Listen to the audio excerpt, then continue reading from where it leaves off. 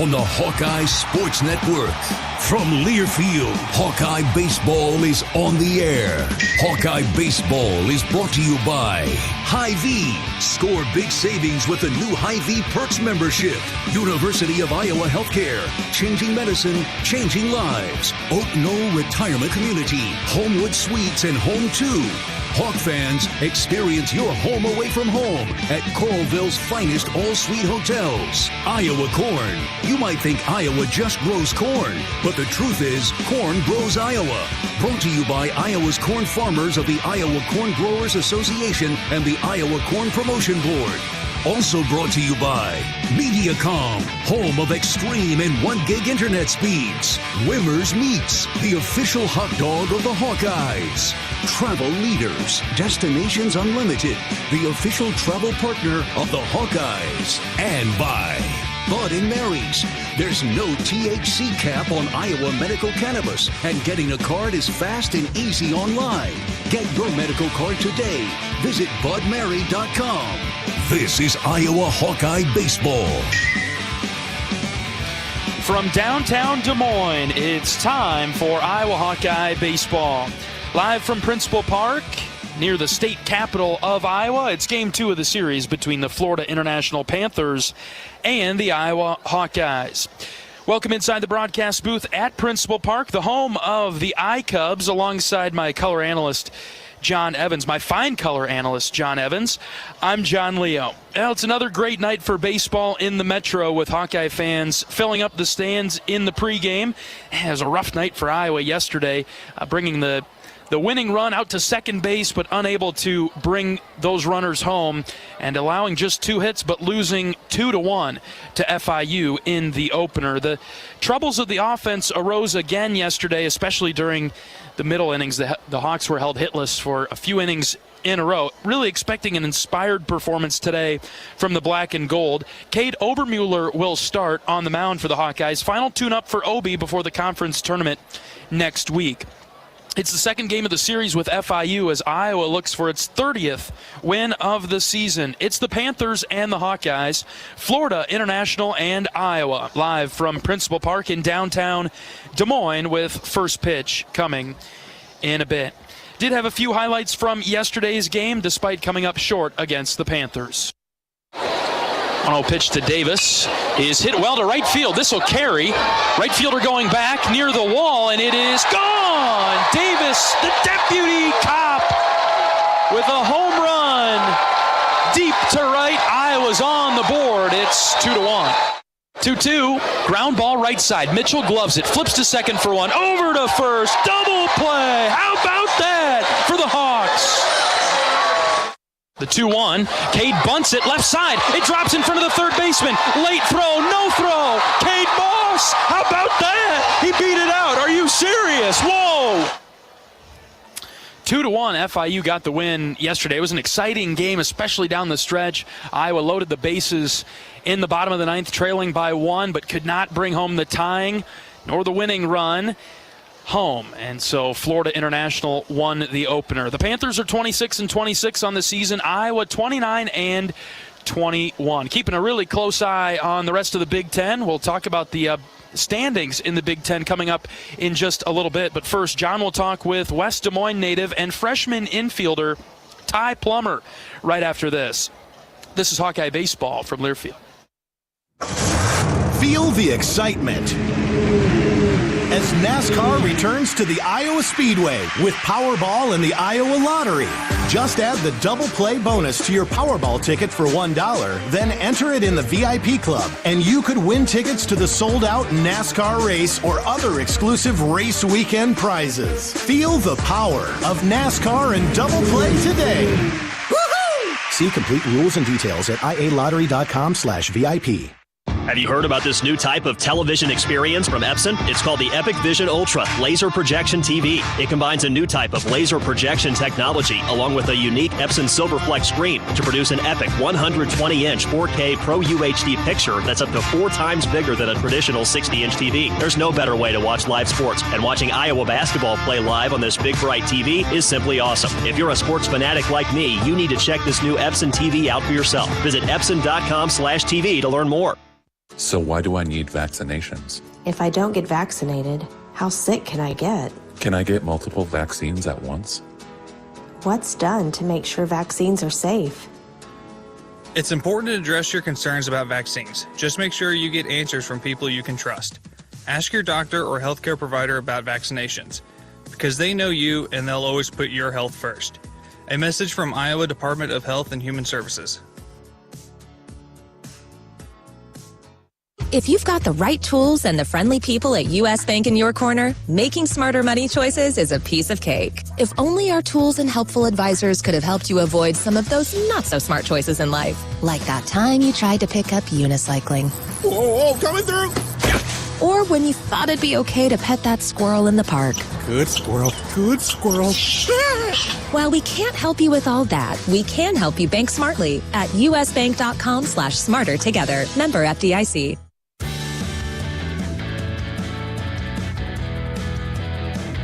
Welcome back to Hawkeye Pregame. I'm here with Ty Plumber. Ty, thanks for joining me, man. Yeah, no worries, absolutely. So, I ask everybody the same question to get going.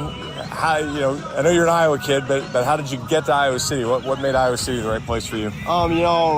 Based off my other college interests, it was a really good spot based on location, and I've known the coaching staff for a while now. My dad knows Heller really well, so it kind of worked out there, and just felt like the right fit with all the infield and defensive work that Heller preaches. That's something I kind of harp on, so felt like it was the right spot for me. So, you Valley High School, you're kind of big high school in Iowa, Yep. and you're kind of a guy, and then you come here in your red shirt. Yep. What's this year been like for you in terms of well, one, have you ever had a time where you haven't played a lot? And then two, what have you used the year to kind of learn and improve on? Yeah, I think for me, it's kind of an opportunity to mature and to grow around the guys that are around me, to learn from the captains like Siegs and Moss and how they play the game, how they look at it, and just apply that to my everyday baseball life. It's tough coming from being one of the guys and then to come in and being a backup, but it's all part of it. It's all trusting the process, trusting what the Lord has in store, and just getting after it, basically. Using like Siegs and Gable as middle infield role models, or what's kind of yeah, absolutely. Just taking how they play the game, their mindset, how they're approaching each different practice, each different game, and kind of trying to apply that as best as I can to whether it's practice or to applying it to summer ball this summer. So what do you have going on? Like, I know there's a group of you that when you don't travel, you guys kind of bonded together, and it's like, hey, this is what we're going to do. You hold each other accountable, and you kind of got your own little team within the team. Yeah. We call it the Grit Squad. So we get after it back in Iowa City and just try to get as most out of it as we can. We get practice going, hit on the field, try to replicate real practice as much as possible without the team there. But it's still good to grow with the guys that you're going to be closest with later on. So kind of your own captain's practice. Exactly. You're taking care of yourself, doing what you need to do. So you just talked about, too, where you're going to play this summer. What are summer plans for you? I'm going to be heading to Burlington Bees. So we report the 26th, and then first game's at Clinton the 28th. I know Reese Moore and Merrick Matthews plan to come to Burlington with me, and then Swales will be at Clinton. So we'll see a lot of faces. A lot of the other freshmen are in the Prospect League as well, so it should be a ton of fun. Excited to just get back out there and get after it.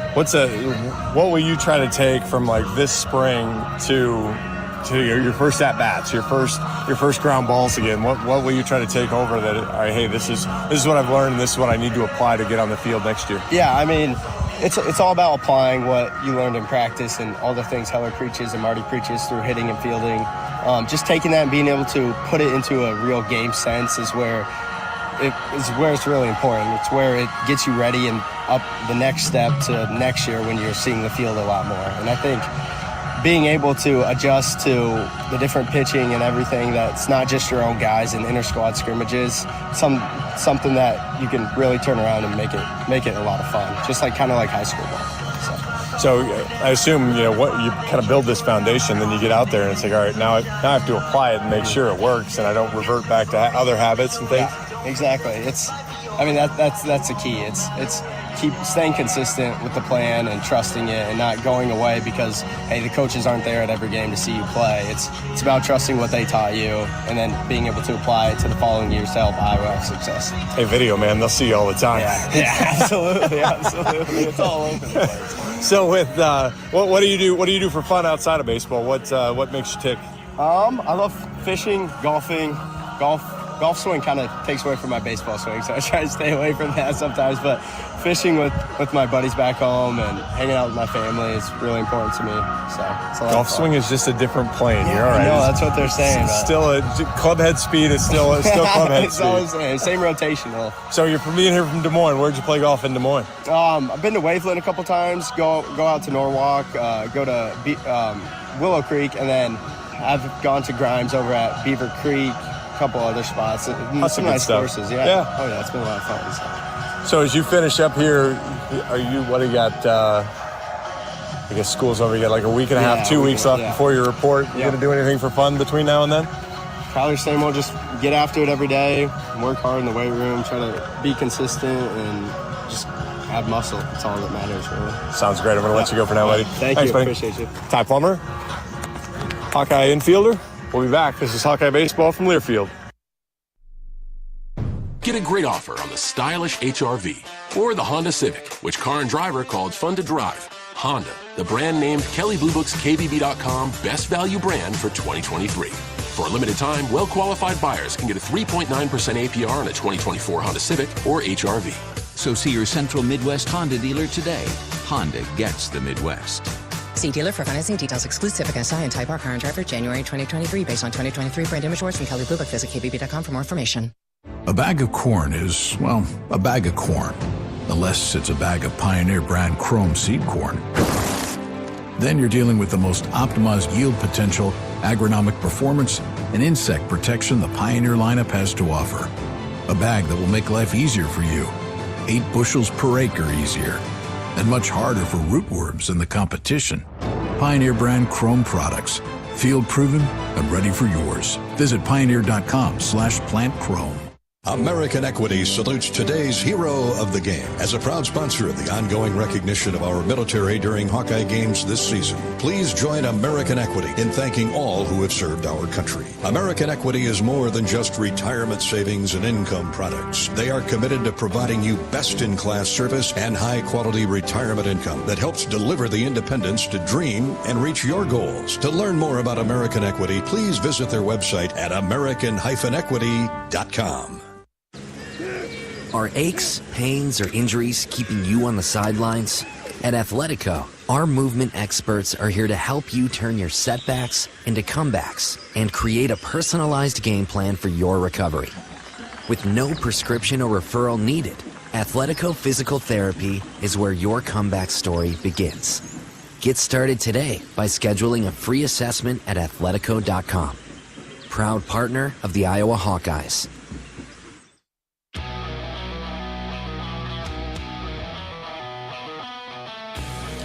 Welcome back to pregame coverage of Iowa Hawkeye baseball. Today, Game 2 of the series with Florida International from Principal Park in downtown Des Moines. We're joined by head coach of the Hawkeyes, Rick Heller. Coach, just a tough loss last night, not our night. Oh, man. It was a tough loss in a very strange game.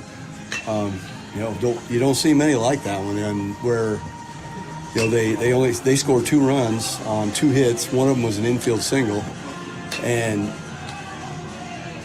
after the second inning, they didn't have a hit, and we lose. And we've got 9 hits and had some traffic, and especially in the 8th and 9th inning, and we couldn't get a hit or even an execution ground ball or a bunt or something to get the run in to tie the game. And so we end up losing, and just a painful loss when you lose like that. And then tip your hat to FIU. They played phenomenal defense. I mean, they made at least 4, maybe 5 plays that the game would have been changed completely had they not made those plays. And you're talking about a team that has made 90 errors on the season, and they look like Gold Glovers last night, and they didn't walk anybody. They only gave us 3 free bases on the night. And we're an offense that I guess you just have to say it. We're an offense that needs some help. We need to get some walks, and some of that was on ourselves, where I thought we chased, especially in the middle innings. We got into a rut where from about the 4th to the 7th, I don't think we had a hit. We got robbed of some hits, some good plays in that, but we weren't striking the ball consistently, and the guys at the beginning of the game, we didn't get them. We had talked about getting those guys at the beginning of the game. Rundy did a nice job of kind of living on the edge and effectively wild, and hit with this slider at the right time, and we just didn't get him. And then they got to their good guys, and they were good last night. Both the left-handers we knew were the guys you wanted to have a lead when they came in the game, and the first left-hander had a lot of ride on his fastball and was really getting us with that. And then the little lefty that came in to close it out, really hard 12-6 straight down or breaking ball that you don't see very often, especially from the left side. And we ended up getting a 2-out rally. Will Muffler had a big night, had some really good at-bats, and then Davis Kopp had a great night. Got our only run on a home run, but had 3 hits, and those two were really solid. And you had the bases loaded with 2 outs, and you had the guy you wanted up there in Raider Tello, and they're not going to come through every time, and Raider didn't get the hit, and we ended up losing. And like you said, a very painful loss and tough one to wipe away, but here we are, and we'll go out and play and see if we can play better tonight. Were you okay with the offensive approach yesterday and just didn't get the results, or do you need to start over with something new today? It was a mix, John. I mean, there were innings where we were really good, and then there were innings where we had 7 pitch at bat, or 7 pitch inning, 9 pitch inning, because we were just chasing. It was just sporadic, and it seemed that last night our middle of our lineup killed us. Just absolutely killed us. The top was getting on base, the bottom was getting on base, but 5, 6, 7, 8, there was 9 punch-outs in there, and at really bad times, and just those guys had bad games, and it was bad matchup for a couple of those guys with the left-handers, and it really showed, and they exploited that. That advantage that they had over those guys, and they executed extremely well. Like I said, I mean, even with the 2 hits, that bothers you, losing to a team that had 2 hits, and one of them was an infield hit, and the other one was a single. Yeah. It wasn't like it was a home run. I mean, we walked in a run, and then infield single, sack bunt, we balk him to third, and then get a hit, and that's the only runs of the game. So that part hurts, but they played tremendous after that. They pitched extremely well, and their defense was phenomenal last night. Aside from maybe a few too many walks, Coach, pleased with the pitching yesterday? I thought that Aaron Savory did a really nice job of settling things down after the first inning, and Brody had a rough start. He it was just one of those weird games where you felt like the umpire was maybe squeezing you at times, and thought there was a strike in the 3-2 count to the leadoff hitter, that if he strikes that guy out, it's probably a 1-2-3 inning, and you'd like to you still have to be able to overcome that, but last night he didn't. In the situation he was in, throwing his bullpen, and it ended up being a nightmare inning, and I think 3 for sure were 3-2 counts that we lost, and ended up walking in a run, and lucky to get out of it with that. And then Savory came in and gave up the 1 run, and after that he put some zeros up, and then tried to get Sam Hart out there, but Sam didn't have his command, walked 2 guys, and had to go to Jack Young. I was hoping I didn't have to go to Jack until we had a lead, but we felt like at that time we were going to get some runs. You just felt it. You felt like you were, and so we went with Jack. He's our best guy, and you hate to burn your best guy and not get the win, but man, was Jack good again. He came in the game, got a double play ball right away, got us out of it, and then just went 1-2-3 the next 2 innings. Was really good. Rick Heller, the head coach of the Hawkeyes, on our pregame show from Principal Park in Des Moines. Okay, Cade Obermuller will start for your team today on the mound. Coach, what's the plan with Cade? Cade had a good week in practice, coming off his first outing last week against Illinois, coming back from his injury.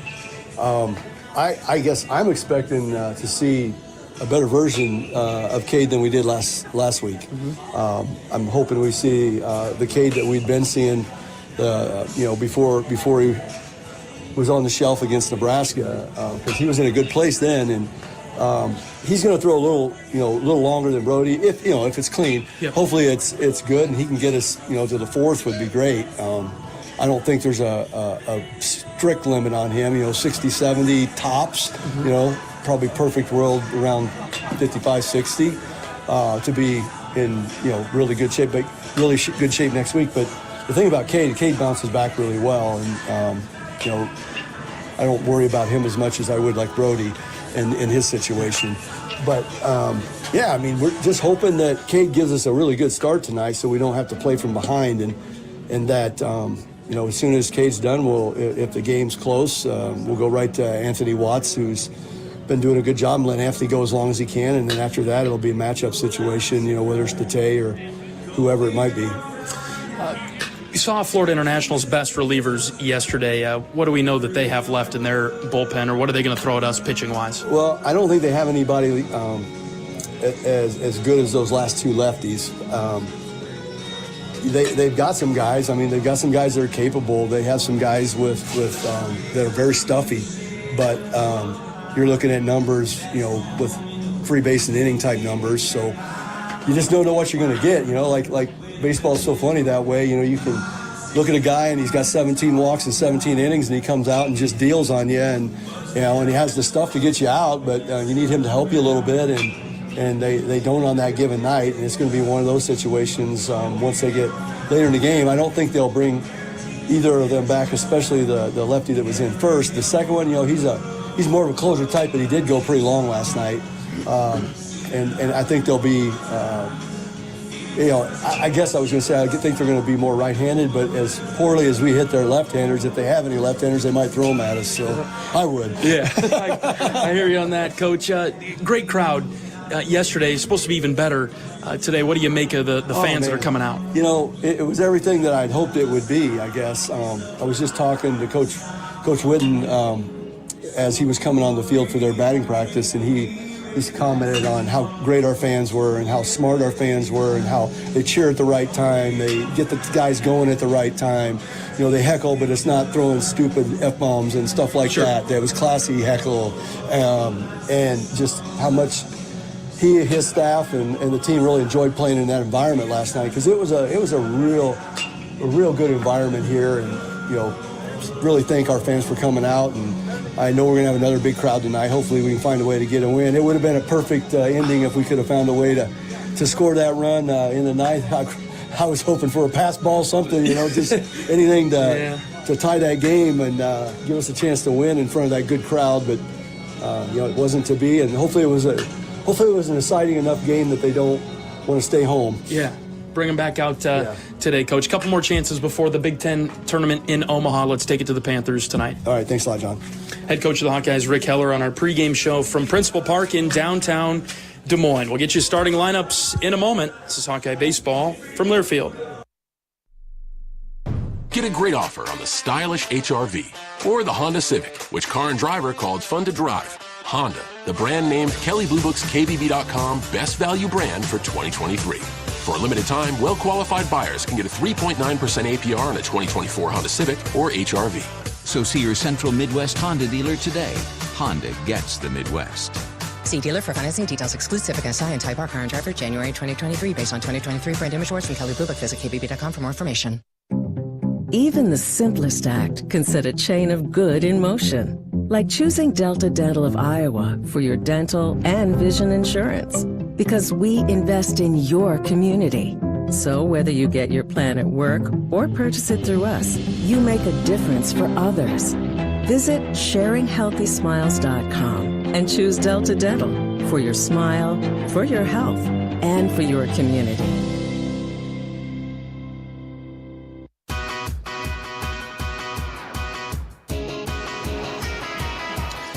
John Evans and John Leo welcome you back to Principal Park in downtown Des Moines. Fans filing into their seats and packing Principal today with first pitch coming up at 6:35. Let's welcome in color analyst John Evans. John, we're back. regrouped after last night, and let's take it to the Panthers today. You should have went full alliteration there and packing the Principal Park against the Panthers. Ooh, there you go. I was about halfway there. And you started to stumble, and so you aborted mission. But yeah, it's good to be back. It was a great night last night, minus one final score. But otherwise, the crowd turnout was fantastic. Today's been good. I spent a little time on the concourse before the game with the Polk County I Club. They had a group here today, and met some people from some of the various I clubs and things, and it's kind of cool. We're out of conference. We're all wrapped up. We're set with where Iowa is going to be in terms of conference record, but in terms of the standings, John, we've been keeping a close eye on all the games around the Big Ten. Let's get a recap on the results so far. Yeah, we've probably there's some clarity because it must be some weather, so there's some double headers and things. So the conference season is finishing up today for a couple of games and a couple of teams. But yeah, Maryland basically got eliminated today. They got beat 6-5 by Penn State in 10 innings. They actually trail 11-5 in game 2. Ooh. So in trouble there. Maryland may get a sweep there and finish up, or Penn State may get a sweep there and finish up Maryland. Nebraska is beating Michigan State 8-3. Michigan State has to have a win to stay alive. Ohio State solidified themselves. They beat Rutgers 11-4. Barring some weird tiebreaker, I think that should get them in. And Penn State with the second win over Maryland today should get them in at 12-12 also. I don't know how the tiebreakers will work to figure out if Ohio State loses to Rutgers on the last day, who would win 12-12. One will be 7 and one will be 8 there. Iowa looks to be locked into the 5-6 game. Could end up in a three-way tie for 4th with Purdue, Michigan, and Iowa. Michigan wins the tiebreaker, would get to 4th. That would leave Iowa and Purdue. Iowa would be 5th. That would bump Purdue to 6th, which would mean Iowa would play the Wednesday game. Mm-hmm. Would play the Wednesday game at 9 or 10 o'clock in the morning. Early. Whatever early morning is there. And so we should be pretty close there. But, yeah, Nebraska is trying to chase down Illinois, but they're going to need some help to get to 1 in the conference. But they're kind of 1-2. And if I remember right, then we're locked into who did I leave out there? Left Indiana locked into the 3 spot as they finished 15-9 in conference, so a game ahead of Iowa and in that 3 spot. So really, best case scenario for the Hawks as we sit and wait is 5. Worst case is 6. So not a ton of movement, but it depends on, it changes where you play at the tournament. And in this case, as weird as it is, it changes which day you play. You know, 6 teams play on Tuesday and 2 play on Thursday or on Wednesday, and Iowa's looking like they could be that one lone winner's bracket Wednesday game. Which is not exactly where you'd like to be. You'd like to play that game on Tuesday, correct? I would think most teams would. You know, in Iowa's case, you know, you saw a short start out of Brody Breck last night for the idea of he'd already been on short starts. So the small advantage is you go to Wednesday, you get him closer to full day rest. Now what that does is if somehow you get to the championship game, it takes out really any chance of him coming back like Marcus Morgan did last year from a Tuesday start to a Sunday start. So a little tougher there, but and from a bullpen standpoint, a day off standpoint, those types of things, but just win, baby. Yeah, that's right. When it comes to Maryland being out of the tournament, I mean, they were projected to be in pretty decent standing in the preseason conference rankings and left out, and despite their great RPI that we talked about a little bit yesterday. Second best RPI in the conference. Wow. Now, Illinois might be able to get ahead of them. But, yeah, the second best RPI conference. So it might be the most Big Ten thing the Big Ten's ever done is somehow ended up with their second best RPI, not making the conference tournament and pretty much not really having a shot at the NCAA tournament. How about this game here tonight for Iowa? Tough game last night. Couldn't get the big hit. Only 1 run, scattered several hits. Gave up 2 hits, but lost 2-1. What do you see from Iowa tonight? Well, they've been good at bouncing back. It's been rare that you've seen 2 poor offensive performances in a row. So I'd look for a pretty disciplined approach at the plate. Guys doing a little bit better job there. I know there were 8 walks last night, but there were 4 of them in the first inning. So really, after that, it wasn't so bad. You know, he had 4 walks in 8 innings, and so it was really pretty good. And you know, Coach Heller mentioned it, and we talked about it. You know, you had a 40-foot single, and you had a good solid line drive single that scored a run, and that was the only run that the pitching staff, I guess we'll call it, earned. I mean, the 4 walks, it's an earned run, but it wasn't really an earned run. So, you know, you'd like to see guys come out and do a really good job again. You'd like to see Obi be a little bit sharper than he was in Champaign, and then you'd like to see Anthony Watts come in and really kind of do the same thing Sav did yesterday and clean it up. That's right. Bullpen was strong yesterday for Iowa. Looking for a decent start from Cade Obermuller last time before we see him over in Omaha and get him back on track after missing a couple weeks towards the end of the Big Ten season. Florida International and Iowa coming up after this break. We'll step aside for the national anthem. We'll return right after this. This is Hawkeye Baseball from Learfield. Hi, I'm Gary Dolphin, and if you want your home to be exceptionally comfortable during these cold Iowa winters and hot, humid summers, you need to turn to Dave Lennox and your local Lennox home comfort specialist. Lennox has been serving Iowa consumers since 1895, when Dave Lennox built his first furnace in Marshalltown, and Lennox is still building its high-efficiency furnaces and air conditioners there today. For the best home comfort system you can buy, it's Lennox and your local Lennox dealer. Lennox and the Hawkeyes. Now there's a winning combination. Welcome back to the Nitrogen Stabilizers Draft. Optonite technology, first pick, just like the last 46 years. That's what we love about this sport. We just don't know. We know. It keeps nitrogen in the corn's root zone for 8 weeks. Compare with 2 weeks for others. With the first pick, farmers select Optonite technology from Corteva Agriscience. That's it. I'm going for a pretzel. The pick is in. Optonite technology from Corteva Agriscience with Inserve and Instinct Next-Gen Nitrogen Stabilizers.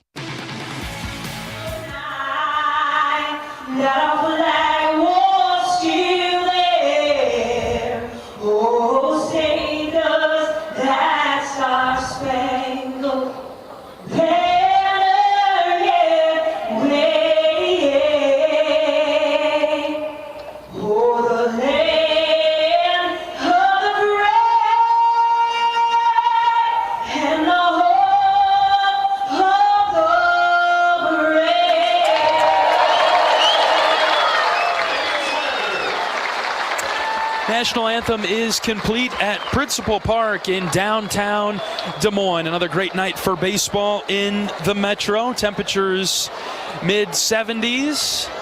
Not a cloud in the sky in downtown Des Moines. Tons of fans wearing black and gold as they fill up the seats here at Principal. Let's get you today's starting lineups. We'll go first with Florida International. The Panthers are 26-26 overall this season. A similar lineup for them as yesterday, but a couple changes towards the bottom. FIU will go with Brylan West, Armando Becerra, and Ryan Guida, their first 3 hitters into the box. Alex Ulloa, Jeff LaCorey, and Keyshawn Frett make up the middle of the Panthers' batting order today. And then this is where the changes come in for FIU. Brendan Roney will be the catcher. He'll bat 7th. Roylan Caveda will bat 8th for Florida International today. And then Andre Martinez, the third baseman, will bat 9th for FIU today. The Hawkeyes about to take the field defensively. On the infield, Raider Tello will play third. Michael Seegers at short. Gable Mitchell, the second baseman. Davis Kopp is at first base. In the outfield, left to right, Will Mulfler, Andy Nelson, and Ben Wilmus. Today's catcher is Cade Moss. And as the Hawkeyes take the field now, heading to the rubber is starting pitcher from Iowa City, the left-hander Cade Obermuller. 3-3 in his 11 starts on the season with a 4.53 ERA, 49 2/3 innings, 35 hits, 30 runs, 25 allowed. He's walked 35 and he's struck out 59. Opponents hitting just 200 against Cade. Look for that fastball to get up there in the low 90s. He can creep it up to the mid-90s when he really gets after one, but then throws a good splitter and a good slider as well. And so Again, key for him, build on the start from last week. Went 50 pitches in Champaign. Throw 60, 70 clean pitches. It's kind of stress-free. Get through it a little quicker, a little easier than maybe Brody did last night, but keep building that arm strength back up so that he'll be ready to go in Omaha next week. One thing that maybe we didn't touch on as much in the pregame, what'd you see from Florida International hitters yesterday that maybe Iowa can attack a little bit more today? Well, one of the things we thought about Florida International hitters was that they were going to be guys that would strike out a lot and chase off the edge, and really didn't. Certainly, I think their game plan on Brody was, hey, if it spins, don't swing at it because we can't hit it anyway.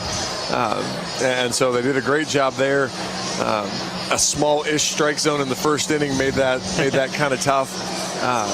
But then as the game went on, they got to be a lot more free swinging, and so I think that's the idea is, and it's the same with every game. It's not terribly complicated. Strike one, strike two. Yep. Get to strike two, and then Cade's going to be able to throw nearly anything that's around the plate that's believable, and he's going to be able to get that strike. So I think that's the idea is just get ahead early and then dominate the zone after that. Cade will see mostly right-handed batters the first time through this order for FIU. They do have 3 lefties, and they're sprinkled in throughout the lineup. Their 2, 5, and 8 hitters are lefties, so Cade will see one of those every once in a while. But largely right-handed hitters for the Panthers, who are batting .296 as a team. They do have 75 home runs. The power was something that we thought of today. Wind's a little bit different today. Wind blowing out to left instead of out to right. Obermueller is on the rubber. He's ready to pitch to Brylan West. Here's the first pitch. It's across for a strike. We are underway in Des Moines at 6:36. Yeah, the ball yesterday really didn't carry much. The flag was pretty dead. The batting practice today, the ball was jumping out of here. No balls and a strike on West, right-handed hitter. Obermueller kicks and fires. Here's a ground ball to Seegers at short. Michael brings it in, steps across, and throws it to Davis Kopp for out number 1. Good start for the black and gold. Good start there, and same idea as yesterday with this start time. The mound is in the sun, so if you throw some breaking stuff, if you can really land your breaking ball, you're going to have an opportunity to keep hitters off balance here in the early going.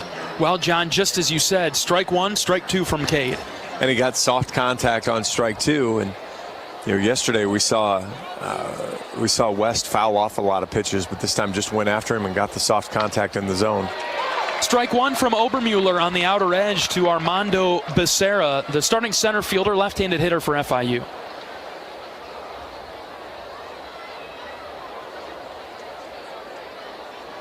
A 1 pitch from Obermueller. That's high, 1-1. Becerra hit a couple balls hard yesterday, including the one in the first inning that Andy Nelson caught right at the base of the wall. That's right. 3 flyouts to the deep outfield yesterday. 1 ball, 1 strike. Obermueller ready. Here's the pitch from Cade. That's outside. 2 balls and a strike. Iowa with their black tops today, with Iowa spelled out in block lettering in gold across the chest. The gold number on the left hip, white baseball pants. Iowa going with the camo hats in the field today. 2-1 pitch from Cade. Breaking ball up and in, called a strike. It's 2-2. Florida International all navy today, tops and bottoms, and it's pinstripes. They've got kind of off-white numbers. You're against these uniforms, aren't you? Not my favorite. 2 balls and 2 strikes. The pitch from Obermueller. Called third strike. Outer edge. 2 down. You could tell by my tone, John. Huh? I could tell by your tone you were disapproving, but trying not to fully show it. They're unique. Florida International has the same hats that they wore yesterday, the FIU on the Navy caps. 2 quick outs for Cade Obermueller. Ryan Guida comes up, the DH, right-handed hitter. First pitch from Obi. Slider snapped in the back door, strike 1. Love this from Cade. Well, this is an optimistic start, just filling up the zone. Guida's good hitter for FIU. Another slider. This missed upstairs, 1-1. Good crowd still filing in here. Hopefully we get a few more than yesterday. Yes. A ball and a strike on Guida. The pitch from Obermueller. Swing and a miss. And that's the beauty of strike one right there is, I know it's a 1-1 count and you're even, but he throws a good changeup, bottom falls out of it, and he gets the chase because he's expecting that sweeper to come back to him.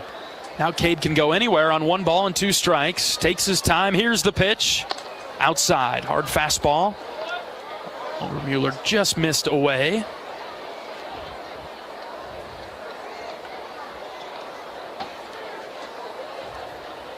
See if he goes back to the spin here.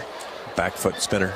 2 balls, 2 strikes with 2 outs. Top of the first. Obermueller set. Here's the pitch.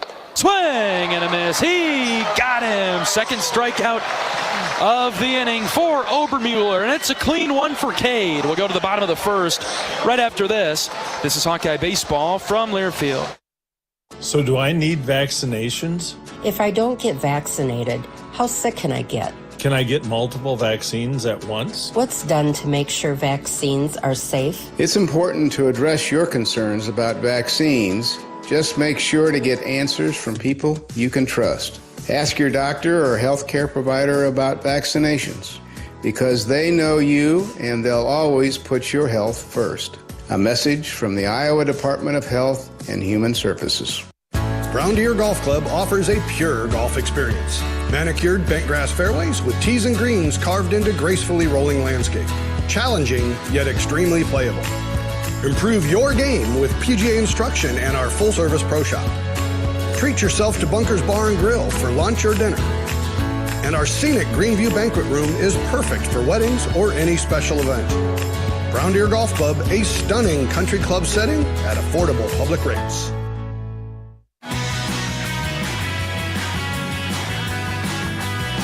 Today's game is presented by Iowa Department of Health and Human Services. Program reminding you to talk to your healthcare provider about vaccines and see which are right for you and your family. Vaccines, an easy home run. Bottom of the first inning in Des Moines. The Hawkeyes will come to the plate with Andy Nelson, Raider Tello, and Davis Kopp leading off for the Hawkeyes. Reese Moore, Will Mulfler, and Gable Mitchell make up the middle of the order for the black and gold today. And then it'll be Ben Wilmus, Michael Seegers, and Cade Moss, 7, 8, 9, to take on the Florida International pitcher. He's a right-hander, redshirt sophomore from Miami. This is Joel Pinheiro. Pinheiro is... Sam handed me 2 Iowa stat sheets, so I don't have the... But I'll tell you. I got it. He's 2-3 on the season, 53 in the third innings. He's got a 6.41 ERA, 53 hits, 42 runs. 38 of those were earned, 32 walks, 49 strikeouts. He's given up 21 extra base hits, including 13 home runs. Give me one of your Iowa stat sheets, John. I had 2 Florida International ones. All right. We can detail the issues we had pregame a little bit later, too, about trying to get connected in the first place. It was quite an adventure this afternoon. It's been a day. I'll tell you that. All right, what's the scoop on Pinheiro as he throws a ball to Andy Nelson based on that stat breakdown, John? He's going to be... He's around the zone for the most part. And his dad's a big leaguer, so he knows how to compete. But he's got a good 3-pitch mix that Iowa, the usual stuff. They're going to have to make sure they hold the zone. Some things they did well mostly at times yesterday. But that fastball is going to get up there around 90, so he gets a strike call there. Not going to be overwhelming, but the fastball is going to have some movement on it, and so Hawkeye hitters will have to stick with it. 2 balls and a strike on Nelson. Here's the pitch. This is grounded foul over the left. We've heard that a couple times recently, that pitchers aren't going to be necessarily overwhelming against these Iowa hitters, but somehow that's still giving Iowa some fits, right? We saw it in the Northwestern series a little bit. The 2-2 to Nelson. That's a slider in the dirt, low and out, and the count's full. Well, and you don't have to be overwhelming if you're hitting edges.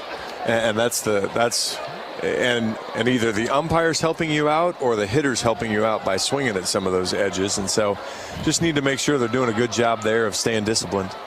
Here's the full count pitch that is ripped down the left field line and foul. A few rows back. Almost had it up into the Budweiser zone up there and ricocheted all the way back onto the field.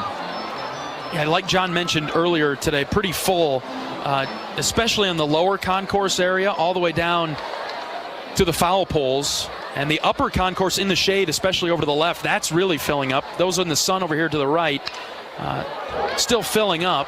And then directly below us is packed. So a great crowd today for this one. Yeah, another good turnout. Beautiful night. A little bit warmer than yesterday, and yeah, that little bit of breeze blowing out. Payoff pitch again. Here it comes to Nelson. Line drive into the right center field gap. Andy Nelson on with a leadoff single in the bottom of the first. Heck of an at-bat there for Andy. Fouled off a couple pitches and then stuck with it, went against the shift. Not that the shift was going to stop that one either way, but good line drive single to start off the game. Great contact from Andy. And Raider Tello will come up now for Iowa. Excited to see what kind of day Raider has. He took way too much of the loss yesterday onto his shoulders. You know, he made the last out, obviously, and first pitch to Tello is a breaking ball low. Watched it go by for a ball. You know, he was 1 for 5 yesterday, but like you said, Johnny, he was the batter at the end there. Fierce competitor. Yeah, and I think he was frustrated because the scout said what happened to him. Yep. And so he was mad about that you know, he didn't have the discipline to hang in there. But you know, I had sent him a message after you and I talked, and she said, man, there's 27 outs in the game. It wasn't on you. He crushes this to center field. Becerra going back right in front of the track makes the catch for the first out. Raider with great contact but couldn't get it down. He's out number 1. Yeah, we saw yesterday, even though there's a little bit of helping wind, you're going to need to lift it up and get it into that wind. A solid line drive like that's not going to carry out far enough for you today. Talked with some of the hitters a couple of days ago as we were preparing for this series. If you can elevate it high enough over the overhang of the grandstand here, that's when the wind plays a factor. And in our view of the flags, that's definitely above the overhang as Davis Kopp stands in. He drills one to center, and Becerra's going back. He'll make the catch again, this time on the track. Iowa really blasting the ball out to center, but not quite enough. Davis is out number 2. But if you keep it below the overhang or the roof of the press box up here, it can't get up into that wind that we see the flags rippling due to. Well, it doesn't come into play in 95% of the parks that Iowa plays in a given year. It doesn't come into play in Banks, but you know, for our radio listeners, they're not going to really remember what Ole Miss looked like. But that same sort of idea where you actually have bleachers. Georgia looked that way. Mm-hmm. You know, the standard Big Ten ballpark without a large, you know, seating area and press box behind home plate, you don't really think about it. But it comes into play here that you need to lift it out. Reese Moore rips it down the right field line. That's fair. Into the corner. Nelson around second. He's at third. Mitch Bowe's waving him. Here comes Andy. Nelson will score on the double by Reese Moore. It's 1-0 Hawks. And that's great to see. Reese Moore didn't look his best at the plate yesterday. Seemed, I don't want to say overmatched, but just didn't see the ball very well. Saw that one very well and lined it into the right field corner. Once the right fielder couldn't get it cut off, Andy Nelson and his speed were going to score from first all day.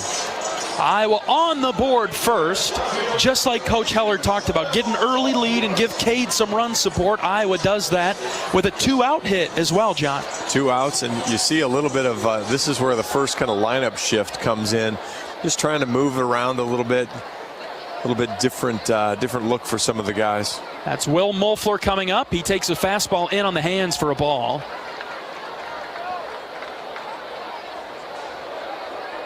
Mulfler had a strong day yesterday. 1-0 is low and out. Will was 2 for 4. And he got things going in the 9th. Got things started for Iowa with 2 outs. He had a single.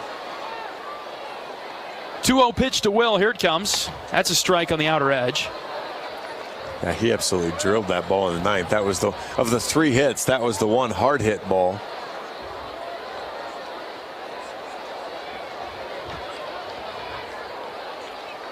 Two balls and a strike on Mulfleur. The pitch from Pinero is up and in, and it gets by the catcher. Moore advances to third base. A bit of a miscommunication there on the pitch and the location, certainly, and the catcher, Roney, could not come up with it. Yeah, I need to see the replay there. I don't know. The home plate umpire almost looked like he called a foul ball or that Will got hit by a pitch, and then he realized that wasn't the case. And the catcher, whether he's got something in his eye or didn't look like it hit him anywhere. You're gonna have a trainer come out and look at him. I don't know if something deflected off of his glove or something got him right in the eye. As a guy that's worn contacts for most of his kid life, any sort of dust and something like that, so could have. As the ball hit off the end of his glove, and obviously a catcher's mitt, you're going to be plenty of times where you're in the dirt catching balls and it just jars loose. And they are tending to Brendan Roney, pouring some sort of substance into his eye. I'll let you take it from here, John. I've never had anybody come at me with a saline solution like that. So. Nobody's cared enough to give me saline solution that way. So is this another one of your phobias? Can't mess with your eyes? Yeah. I don't like eyes. If you were to put your contacts in right now, John, I wouldn't be able to watch you. You really did a great job attacking those spider webs outside. I really did not think you were going to be able to do that. You're just dripping in sarcasm right now. I was waiting for you to ask me to do it because I really did not think you'd be able to do it. Huge cobweb up here. I can't stand spiders, and you know what? It had expanded from last night. I said, we got to get this out of here. 3 balls and a strike on Mulfleur. He takes ball 4, low and out. Runners at the corners for Iowa now in the first. It was fogging up your view over there. It was really moving. It was. I didn't know my arm could reach that far with the paper towel to knock it off. We'll have a mound visit for FIU in the first as Pinero struggling to find the strike zone just a touch here as he walked Mulfleur to keep Iowa's inning going. There's nobody in the Florida International bullpen. Kind of talked about it a little bit yesterday. They used their really strong bullpen arms yesterday. And so their tactic coming into this series anyway was more of a bullpen type of approach too because of their conference tournament that's coming up. Yeah, but they're not looking to get the chain broken here in the first inning, that's for sure. And again, when you think about these games more as a build for the conference tournament, you're going to have a little bit more tolerance here. The fact that not that FIU doesn't want to win every game here in Des Moines, but the fact that they got the one yesterday, you might play this game just a touch differently. It was 5 days ago that Pinero threw 81 pitches, so he's not going to be real long in this game anyway. I mean, if you kind of think about Brody yesterday, he's probably a 30 or 40 pitch guy, and I'm sure they'd love to get him through 2 innings here at least. Runners at the corners and 2 outs for Gable Mitchell. He'll bat from the left side. Breaking ball for a strike at the knees. Gable, another one of those hitters for Iowa who's had a really fine season, a little bit cold lately. And just like we mentioned with Reese a moment ago, be big to get Gable going down the stretch. Here's the 0-1 pitch to Mitchell. This is hit well in the air to right. Right fielder going back. LaCory at the track, at the wall. It is off the wall, over his head, and it rolls back towards the infield. 1 run is in. Here comes another. Mitchell to third. It's a sliding triple for Gable, and he fires up the crowd. And you can just see there was a giant exhale from him as he slid into third there. Just had a tough day the last couple weeks, really. And to get that one, bang it off the wall, drive in 2 runs. Again, Iowa 2 out hitting here. Just a big area of emphasis that they've had and done a really nice job here in the first inning. 3-0 Iowa, bottom of the first inning. That'll bring up Ben Wilmus. Mitchell at third base. First pitch to Ben is high and out. Yeah, we talked about it last night during the broadcast. There were no 2-out hits in the game until Iowa had the 3 in the 9th inning. So for either team, so just a very strange game. Wilmus takes an inside strike, 1-1. Mitchell with his second triple of the season, and RBIs 36 and 37. The other big thing to that, Iowa had 2 extra base hits last night, a double and a home run. Had 2 here in the first inning. 1-1 to Wilmus. Check swing. Didn't matter. It was a called strike on the outer edge.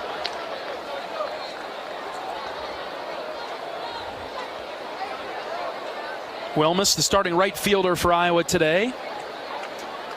Batting .246. Here comes the 1-2. Popped up right side. That'll find the seats.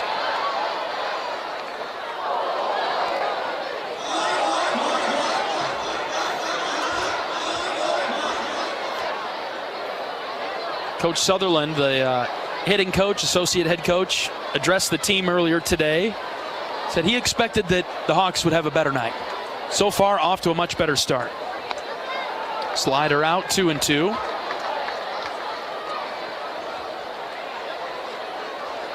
Yeah, I mean, this season hasn't gone the way that anybody expected, but there's a lot of pride still in the dugout, both players and coaches. Wilmus hits this high. Deep to left. Get going, baby. It is gone. He hit it out of the stadium. Benny the Jet. A Benny bomb. Yes. He hit it over. I'm not sure whose picture is on the scoreboard because that's not the actual pitcher in the game, but he hit it over that guy's face. He hit that ball a long ways. And what a dream start for the Hawkeyes after the way last night went. 5 first-inning runs, all scored with 2 out. How about that for Wilmus? Ben clubs his 5th home run of the season, and there was no doubt about that. Left fielder took 2 slow steps back and just craned his neck and watched it go the rest of the way. All of this damage done with 2 outs. 5-0 Hawks. Here comes Michael Seegers. First pitch to Siegs. He bunts it down the third base line. This is a tough play. Michael sprinting down the line at first. The throw is wide of the bag. Seegers beat it out. Great bunt by Siegs. Very nice bunt. I'm sure that'll go for a hit. But boy, that was a heck of a play there from Martinez as he made the throw down there. I'm not sure West could see it necessarily in the sun. Made it a tough play. But yeah, give Siegs the hit as it flashes up on the scoreboard. And we also heard, that was one of the things we heard in Scout today too, was they wanted 3, 4, 5 bunt hits or bunt tries, put a lot of pressure on this defense. The Hawkeyes batting around in the first inning. Cade Moss steps in. Takes a strike. Seegers at first base. The 0-1 pitch. Moss got hit by the pitch. He wore it on the left hip. Well, the other thing, you think about what the 2 Hawkeye outs were. The Hawkeye outs were 2 rockets to center field that were tracked down. One on the track and one right in front of the track by Becerra. And Andy Nelson will have a chance to get the party started again as he roped a single to right center field to start this inning. First and second with 2 outs for Andy Nelson. A lot of room on the right side. Andy hits this deep left center field. Get going, baby. It is gone. Andy Nelson with a 3-run shot to left center. And the Hawk fans are on their feet again in the first. It's 8-0. Home run number 8 for Andy Nelson. No doubt about it. Holy cow. What a smash from Nelson to left center field. Ha-ha! Bombs away for Andy. Halfway to the cycle in the first inning. You got to like that.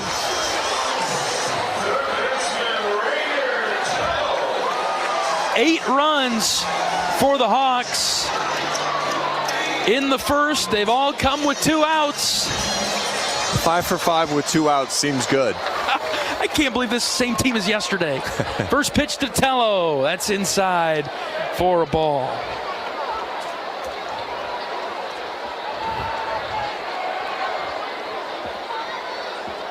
Yesterday, Iowa was 3 for 12 with 2 outs.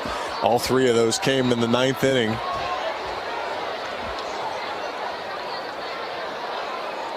I guess maybe the upside of that little rally last night was the momentum carried to bats now. Strike 2 to Tello, high outside corner, 1 ball and 2 strikes. The next 2 guys have some pressure on them. Nobody wants to make 2 outs in an inning. Pitch to Rader, slider out, 2-2. Well, this has been fun. Boy, if you came late to the ballpark, you missed a whole heck of a lot. Yeah, if you roll in now, thinking, oh, like traffic. 2-2 to Tello. Low and out, ball 3. Good discipline there from Rader. Again, we talked about how the left-hander got him out yesterday to finish the game. A really nice job there, laying off a couple of pretty good pitches, but off the plate. Full count pitch to Tello. Here it is. He lines this into right center field. It'll carry well. Becerra's back, and it's over his glove and off the base of the wall. Raiders around second. Tello's headed for third. Here comes the throw. He's safe at third. Rader Tello hit. He saw that in front of him the whole time, and as soon as it bounced away from Becerra, he knew he was headed for third. He knew that triple lead in the conference was out there, and he went after it. Rader with his 4th triple of the season. This inning still going on. Here comes Davis Cobb.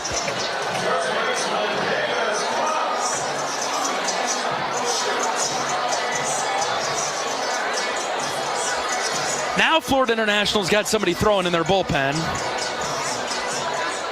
8-0 Iowa, bottom of the first. Tello at third with 2 outs. Here's the pitch to Davis. He hits this high to center field. Becerra's got a beat on this one. And on the track, he makes the catch for the 3rd out.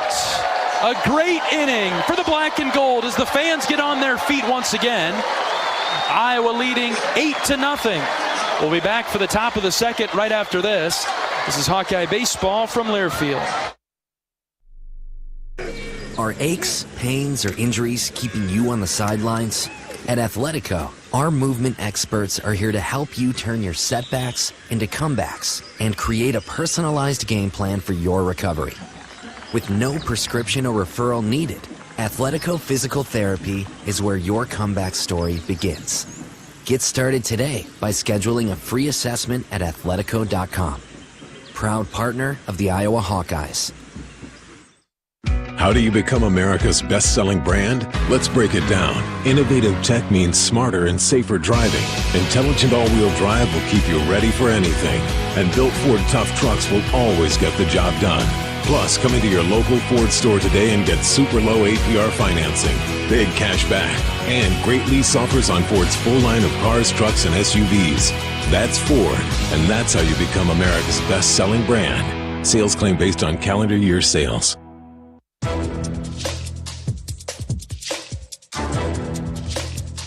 This copyrighted broadcast is an exclusive presentation of Learfield under the broadcasting rights granted by the University of Iowa. Reuse of this presentation is prohibited without the expressed written consent of the university and Learfield. Announcers are provided by Learfield and approved by the university.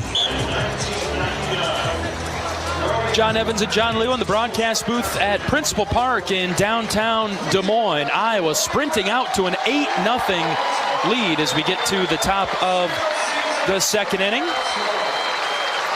We'll get the stations and ID break in just a second here as Cade Obermuller is on the rubber and ready to pitch to Alex Ulloa, who will start off the top of the 2nd for FIU. Pretty cool thing there that announced Brody Brecht as the career leader and season leader in strikeouts for the Hawkeyes, and was able to pop out of the dugout right near his hometown.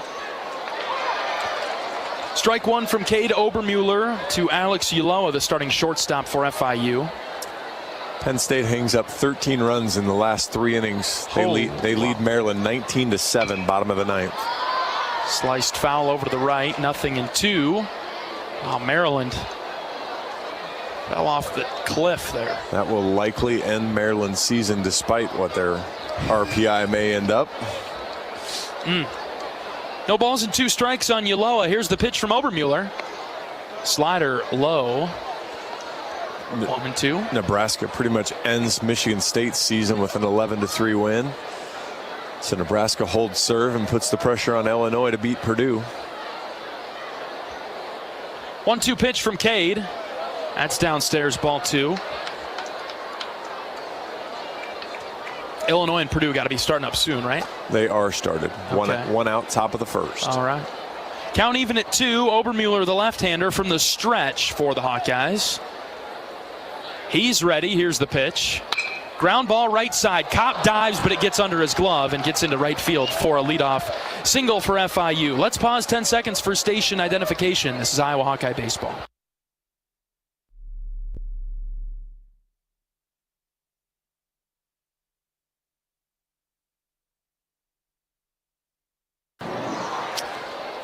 All right, so Ulloa is on with a leadoff single in the FIU second. Jeff LaCorey comes up now for the Panthers. He's the starting right fielder. Occupies the left-handed batter's box. Lefty on lefty matchup now as Obermueller kicks and fires. Strike 1. Good job there from Cade. The first batter of the inning, he got ahead of 0-2, but then gave back 2, kind of gave his advantage away. Ulloa was able to fight him off. Get back ahead here with strike 1, strike 2. Gets a swing and a miss of LaCorey there. No balls and 2 strikes. Just nasty from Cade against a left-hander. And he's got a little bit of a 3/4 delivery anyway, so reaching out towards first base and then just bringing it over the hitter's shoulders. 0-2 pitch from Obermueller. Here it is. Slider outside. LaCorey watched it go. Ball 1. Cade's generally going to have a hard time pounding the inside of the plate on a left-hander because of his delivery, but boy, he can get to the outside pretty well. 1-2 pitch is grounded to Tello at third. Backhand stop. Throw to second for 1. Over to first. Double play. And how about that? 5, 4, 3. Rader didn't pick it up clean, but was able to stick with it as he had the ball right in front of him. Didn't panic, just stayed with it. Mitchell with a good turn with Ulloa bearing down on him. Not really something that's allowed too much anymore. And he got into him and didn't blow him up hard at second base, but got him pretty good. But Mitchell stuck with it and made the turn to Cobb. Keyshawn Frett comes up with 2 outs in the FIU second. First pitch from Cade is a fastball high. Man, the Hawks are playing well right now. All 3 facets coming together right now. 1 ball, no strikes. Obermueller's pitch is low, 2-0. I mean, all 3 outs in the first inning for Iowa were good hard hit balls, so you're not going to really complain or argue about any of those. So you had whatever that amounts to, 11 good at-bats that inning, 12 good at-bats that inning. There's a strike from Obermueller, 2-1. Other than this batter here, Cade's been even or ahead of most of the hitters. Now the next piece is to sustain it. Keep playing this way. 2-1 from Cade is hit on the ground, left side foul. 2-2. Yeah, don't be happy with 8-0. Right. Make it 8-10, make it 12. And for FIU, just chip away. Start trying to find a way if you can. Obermueller's 2-2. Just outside. The count is full. And FIU's sitting on 3 hits for the weekend, so they've got things they want to work on too to try to get things going. 3-2 pitch from Obermueller. Swing and a miss. Cade threw it by him. Frett strikes out. And that'll do it for the top of the second. Iowa comes to the plate with Reese Moore, Will Moeffler, and Gable Mitchell due up. It's 8-0 Iowa. This is Hawkeye Baseball from Learfield. Feel the excitement as NASCAR returns to the Iowa Speedway with Powerball and the Iowa Lottery. Just add the double play bonus to your Powerball ticket for $1, then enter it in the VIP club, and you could win tickets to the sold-out NASCAR race or other exclusive race weekend prizes. Feel the power of NASCAR and double play today. Woohoo! See complete rules and details at ialottery.com/VIP. So why do I need vaccinations? If I don't get vaccinated, how sick can I get? Can I get multiple vaccines at once? What's done to make sure vaccines are safe? It's important to address your concerns about vaccines. Just make sure you get answers from people you can trust. Ask your doctor or healthcare provider about vaccinations, because they know you and they'll always put your health first. A message from Iowa Department of Health and Human Services.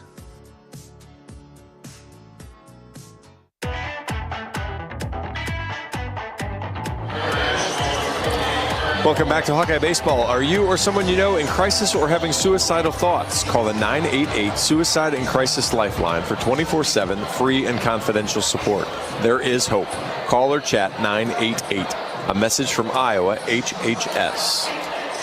Bottom of the second in Des Moines, and Iowa leading Florida International in Game 2 of the series 8-0. FIU will bring in a new pitcher now. This is a right-handed freshman from Altoona, Pennsylvania, Evan Allwine.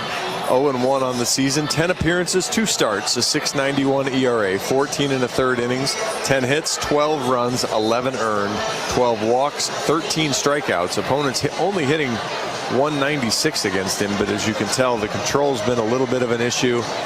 He's going to have a fastball that runs up there in the upper 80s.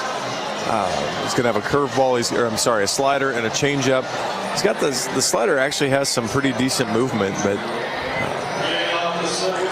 the off-speed stuff again, the Iowa hitters will want to kind of take and just go fastball hunting for when he comes across the plate. They're going to get one if they can kind of sort through some of the effectively wild part of it. Reese Moore gets the first look at Allwine and is just about hit by the pitch. Spiked in around the shins. So what do you think of the high sock look here for the pitcher? It throws me off a little bit. You got the vertical pinstripes and the horizontal stripes on the socks as Moore sends a top spin line drive into right field for a base hit. Reese is on for the second time today, this time a single. Yeah, that part I don't think I'm a fan of. I don't think I'm a fan of competing stripes. Perpendicular. I'm sure FIU has some nice uniforms. Yesterday's were standard baseball uniforms, I thought. Today getting a little unique. I thought it was interesting from Coach Heller to see how this series came together and kind of what the trade might be. You know, a return trip to Miami for Iowa to play FIU down the road, and in an early season, obviously when the weather isn't great here, but Iowa is looking for those early season matchups. And these are the first, meetings between these two teams. Tell me right now, it doesn't look like the second base umpire is taking his lead off second. He's standing on the dirt just to the left of second base. 2 balls, no strikes on Will Moeffler. He takes downstairs for ball 3. I don't want to pitch to Will. Walked him last inning. It's funny how that hit.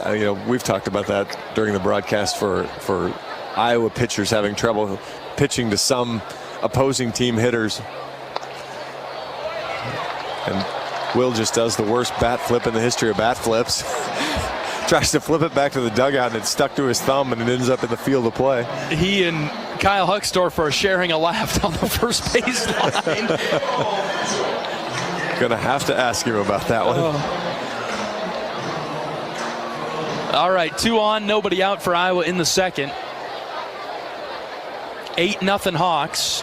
Here's Gable Mitchell, had a triple that drove in a couple of runs his first time up. Good breaking ball from Allwine. That's across for a strike. And that's a good take from Gable. You know, that's not a ball he's going to do anything with. So go up there with a good approach. It's amazing what that hit will do for you, for your confidence. Takes another strike, this time on the outside corner. Another good pitch. 0-2.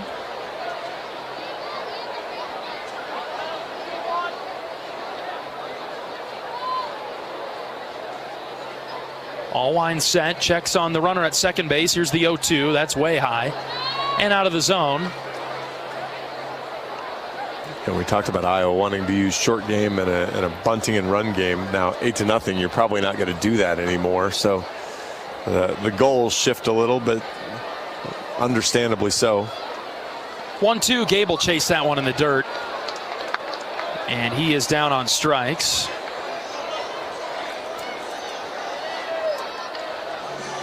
Yeah, he's still just in a little bit of a funk. You know, that's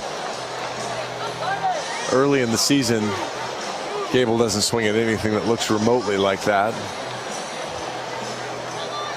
Have to kind of refine his way again. Yeah, he's having a long talk with Coach Sutherland there on the top step, just discussing tactics there. Here's Ben Wilmus. He takes a fastball on the outer edge. Strike one. Wilmus hit a towering home run out of the stadium to left last inning. 8-0 Iowa, bottom of the second. Here's the 0-1. Spiked in front of the plate, 1-1. It's a pretty good block there, because that ball bounced 4 or 5 feet in front of home plate. Really nice job from Rooney to stop it and keep it in front. Rooney. Yeah, high up on that chest protector.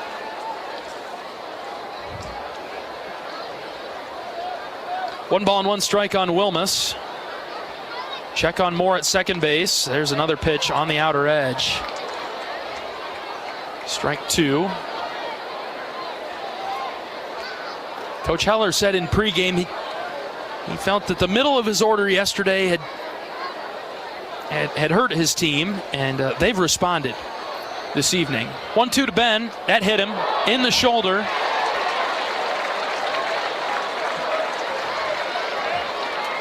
And so the bases will be loaded now for Michael Seegers.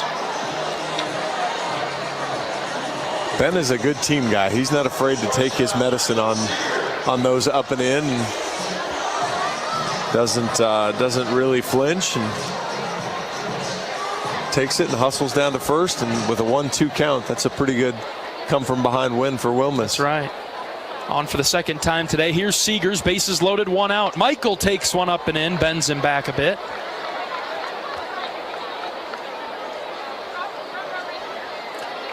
Michael hasn't been great on the year with runners in scoring position, but it's been pretty good with the bases loaded. So off speed that dropped in, high part of the zone, 1-1.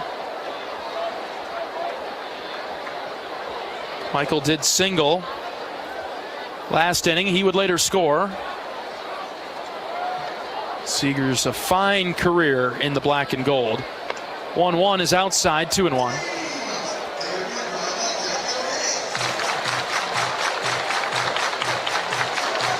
We'll miss Michael when his career comes to a close. Oh, absolutely. 2 balls and a strike on Seegers. A hawk on every base. Here's the pitch. Michael lines it into left field for a base hit. Here comes Moore. He'll score. They're sending Moeffler around third. Strong throw to the plate is late. Gets by the catcher, and Moeffler scores. 10-0 Iowa in the second. Good piece of hitting there from Sieg. Stuck with it. Lined it out into left field. Aggressive base running or base coaching from Mitch Bowe. Had him on the move the whole way. Throw was up the line, and Moeffler scores.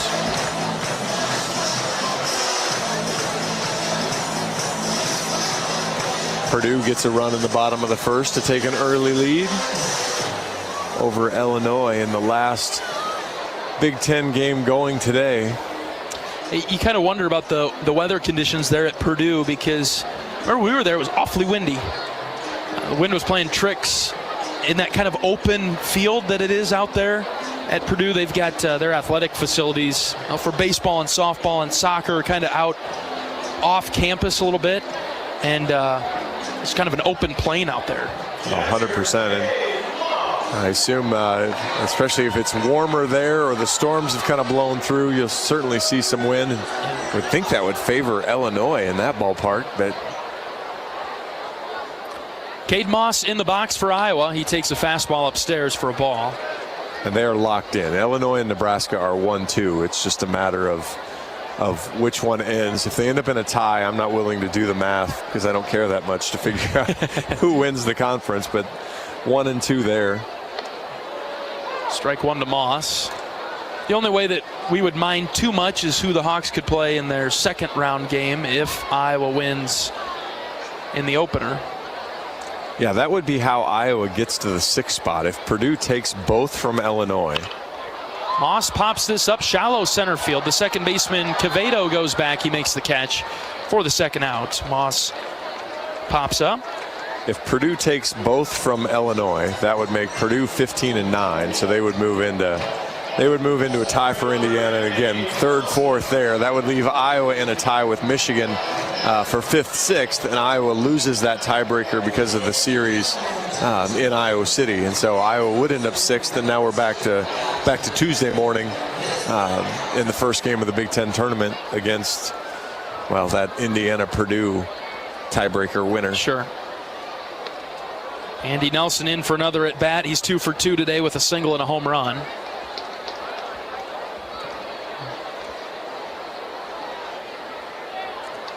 And that tiebreaker is easy. Indiana took 2 of 3 from Purdue, so Indiana would be the 3 seed.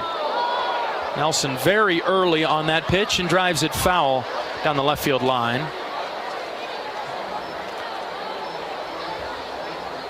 Again, a lot of those teams at the top of the Big Ten were not in the top 6 of the projections before the season. No, a couple of those teams aren't going to the Big Ten tournament, and one of them is going to be the 5-6 seed.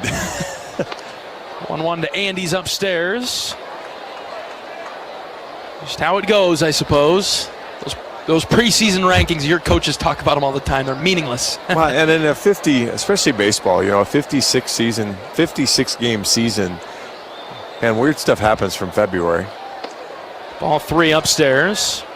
I mean, all the North schools, with all the travel they do, you battle fatigue and injuries early in the year. And then, how your pitching comes together and who develops and who takes over roles.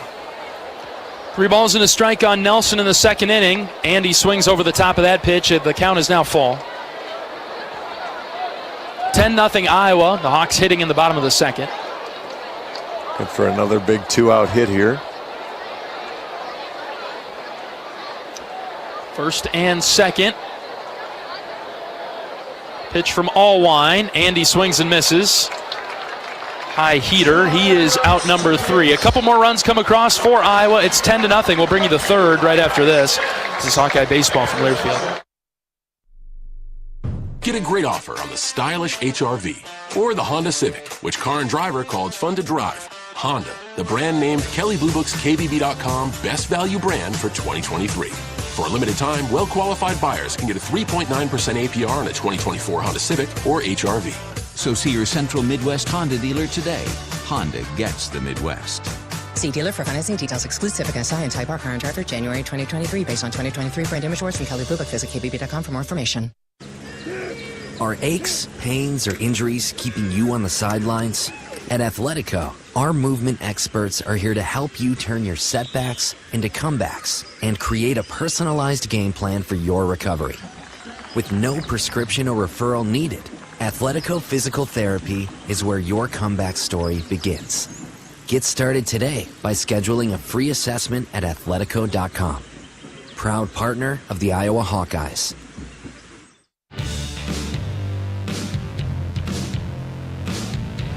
Hawkeye Baseball is brought to you by Riverside Casino and Golf Resort, home of the Draft Day Sports Lounge, a luxury hotel and spa, 5 restaurants, and more, just minutes south of Iowa City.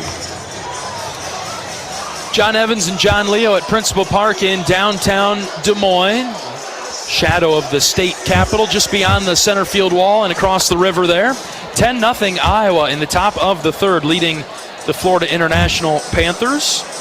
Cade Obermuller out for another inning of work. He's at 27 pitches, which through 2 innings, pretty good. Yeah, that's an outstanding display so far. And so, I mean, I think if you got a good, clean inning here, you'd feel really good about it. And at that rate, you might get 3 more out of him if you really felt good about it. Yeah, it's a little bit of a different story from Brody yesterday, right, in terms of the pitch limit and what the objective is. Right, Brody's was... That's a strike there. Brody's was always going to be compressed yesterday. The problem was just you'd hope to get maybe 2. If you got ultra efficient innings like what Cade has done here, you might have gotten 3. But Brody's coming back soon. This is up and away. Cade's got, now if you figure you play on Thursday, he's got 6 days. If you play on Wednesday, if your second game's on Wednesday, it's a little bit shorter. But again, you figure you've got a little bit more time, but Cade's also coming back from the injury, so you're trying to rebuild the stamina there a little bit. After only throwing 48 pitches last week, you kind of want to get him back into that 60 or 70 pitch range. And so obviously you'd love to do it in a relatively stress-free environment where he's throwing strikes. 2-1 pitch is outside to Brendan Roney, the 7-hitter for FIU. Unfortunately, here you got strike 1, and then you've missed 3 times now, so you get back in the zone here. 3-1 from Obermuller's across for a strike 3 and 2. Cade's longest outing of the season, 6 1/3 against Rutgers. And an 8-1 win. Gave up 5 hits, 1 earned run. Full count. Here's the pitch from Obi. Swing and a miss. 4 strikeouts for Cade. Good battle back there. Absolutely. Nicely done there to get back on there. I didn't notice this yesterday because the flags were so limp, but did you notice, or have you noticed, on top of the Principal Park scoreboard out there in right field, which then I'll ask you afterwards whether you think that's a big scoreboard or not, but the flag toward the right field foul pole there, did you notice? I assume that's a Des Moines Bridges sort of flag? Sure. I will follow your lead on that. Need to do some research. Cade doesn't get the strike call there. I'm not familiar with that flag, and I'm a pretty big flag guy. Sheldon Cooper, fun with flags? A little bit, yes. I do know that. See, I know shows. TV John. show, okay. All right, fair enough. We found something we can talk about. Fouled off by Quevedo, left-handed hitter for FIU. Miss me with the movies. You can find me with the shows, though. All right. I think that must be some sort of Des Moines flag. We'll have to figure it out. Plenty of people we could ask from around here, right? We've got some questions we could ask. I don't know if Des Moines has a crest of a flag. But... And yes, that is a big scoreboard in right. Okay. It's larger than some others that we've seen. Just my way of throwing a shot here or there. I can't play in the game. I can't beat the other team, so I'll find something every once in a while. Trash talk like nobody's business, though. That's right. Illinois, that scoreboard, that's small over there in right. That's the best I can do. Yeah, Gable Mitchell tried to help me out. I want to see someone hit it in the Busch Light concourse over there, the old metal bleachers up there in right center field. See the sunset pretty well from there. 2-2, another swing and a miss as Obermuller has racked up 3 strikeouts in a row now. Back to the second inning. Impossible for a left-hander, really. No, when he gets that pitch, if you don't read its sweep right away, you're just done, because as you start your swing, your arms are not going to get longer, and you're just not going to reach all the way out to where that ball ends up. 10-0 Iowa in the top of the third. Obermuller against Andre Martinez. First pitch just off the plate outside. Martinez is the third baseman for FIU, right-handed hitter, .225 on the season. He's played in 44 games.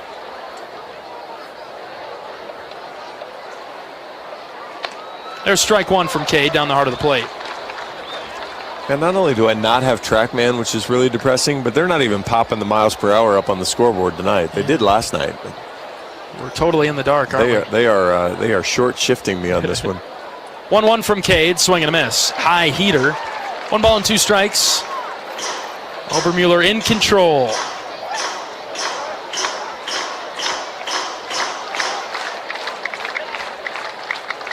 Cade from the belt.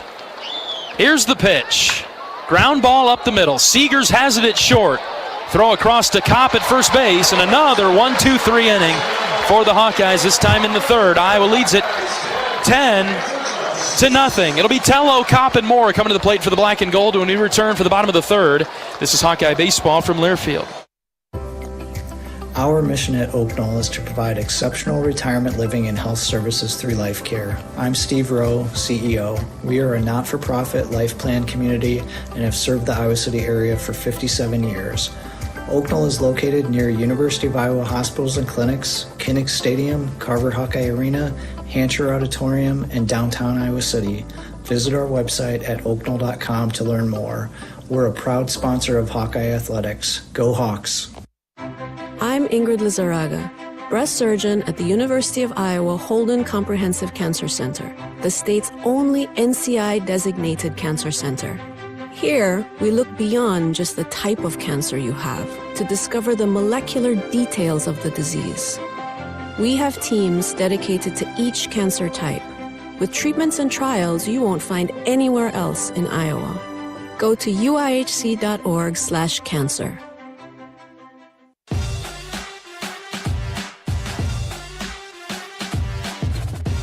Hawk fans, experience your home away from home at Coralville's finest all-suite hotels. Homewood Suites and Home to Suites by Hilton each offer guests spacious suites, complimentary breakfast, 24-hour fitness center, pool, hot tub, guest laundry, and convenient locations.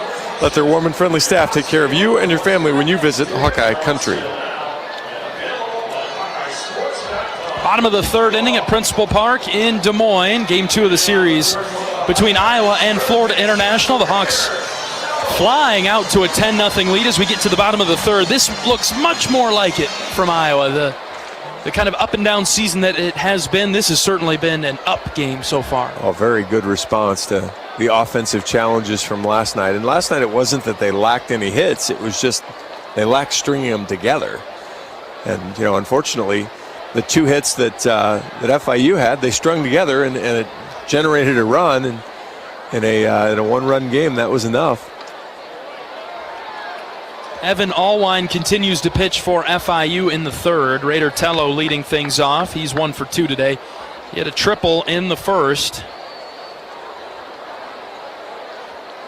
2-0 to Raider.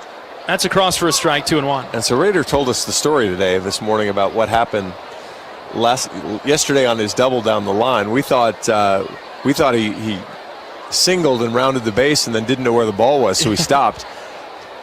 2-1, sawed off. Raider pops it up right side and drops foul just below us.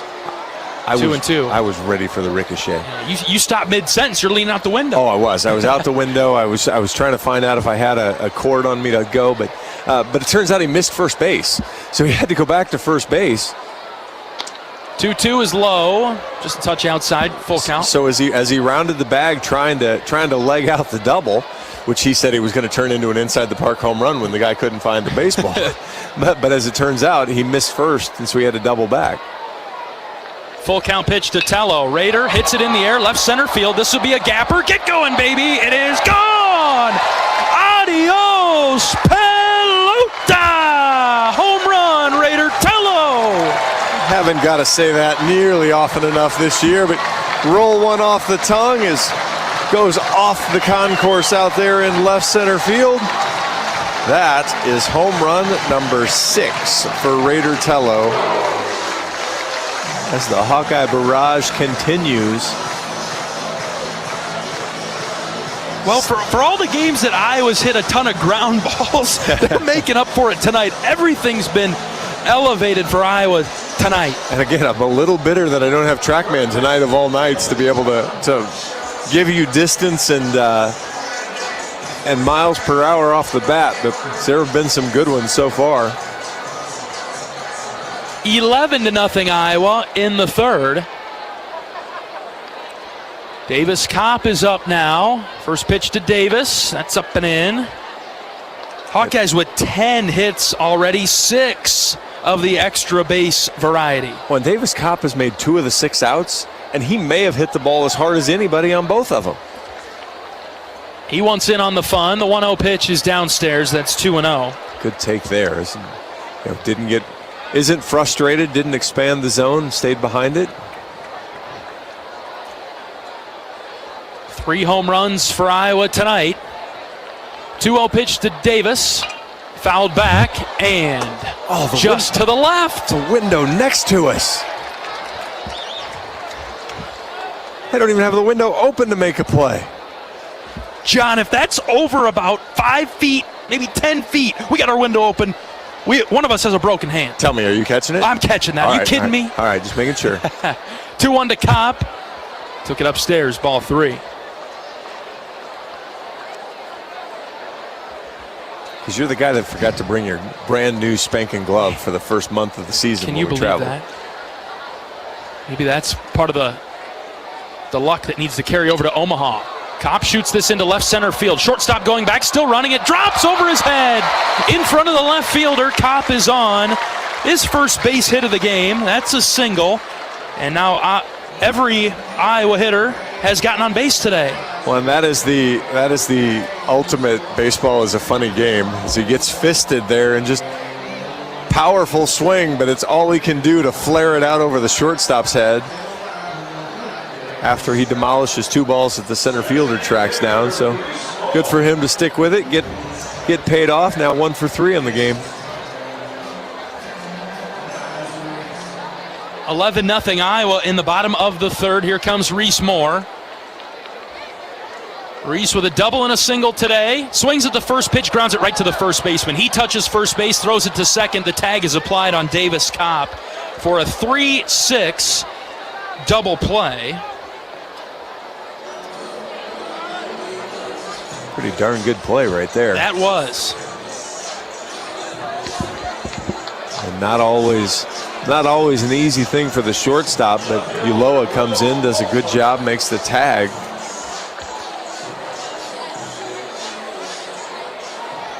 Two outs for Will Moeffler. He's walked a couple of times tonight.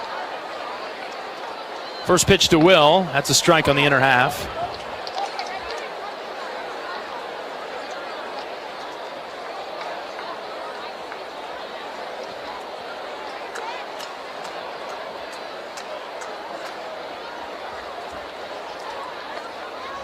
Low and out, ball 2.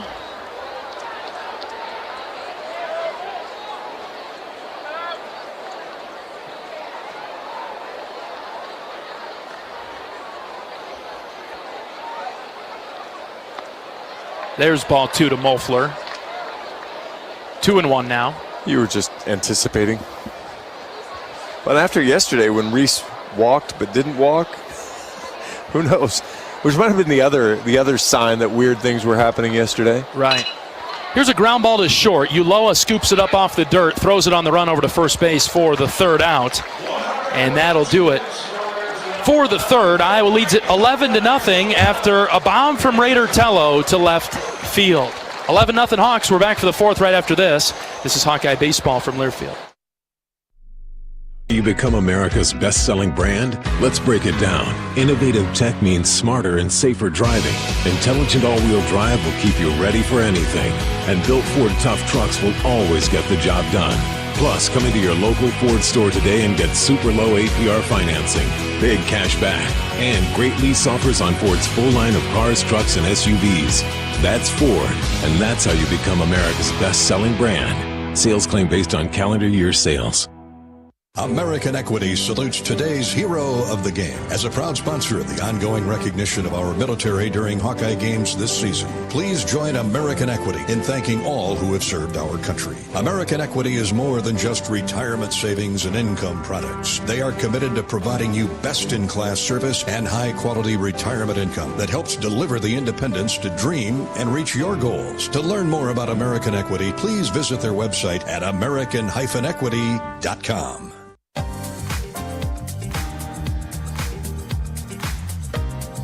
For comprehensive coverage of college baseball and softball all season long, tune to SiriusXM Big Ten Radio Channel 372 in the car and on the all-new SiriusXM app. SiriusXM is the home of your favorite team and conference, including live games plus interviews and analysis.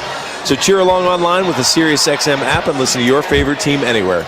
Get a free trial at SiriusXM.us/Big Ten Radio 2023. Iowa leads Florida International 11-0 as we get to the top of the fourth. And the Panthers will send the top of their order to the plate. Cade Obermueller out for another inning of work, sits at 42 pitches as he starts the fourth.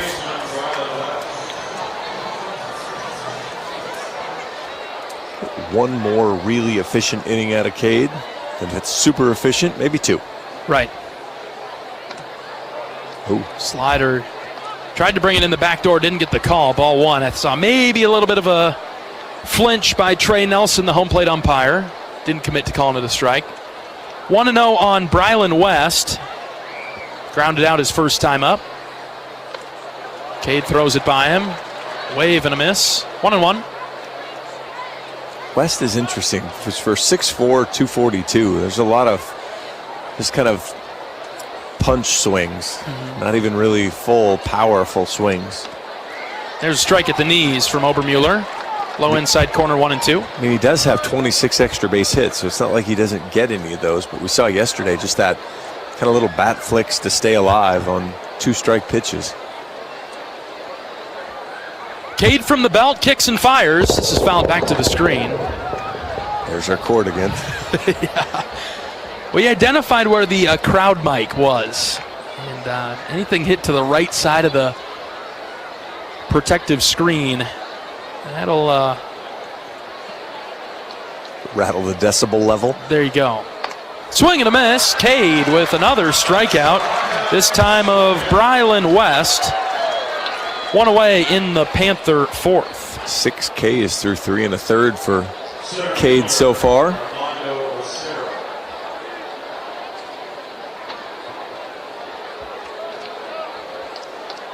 This is more like the Cade that we saw early Big Ten season, right? In control, in command. Becerra in the box. Cade struck him out in the first. Well, and this is a 1-2 punch when you've got Brody coming and then you follow it with the left-hander throwing the sweeper from the other side.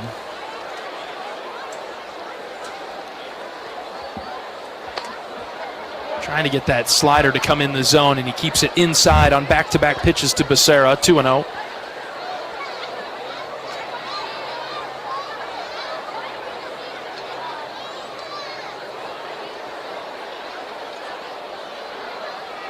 Here's a ground ball hit to Mitchell at second base. Gable fields it, throws it over to Kopp on the run for the second out.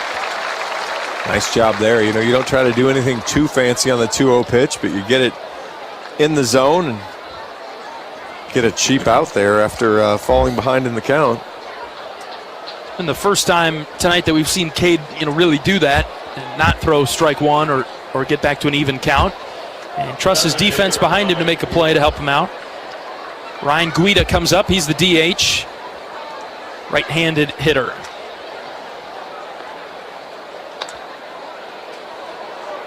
Cade's really trying to hit that corner on that outer edge away from right-handed hitters.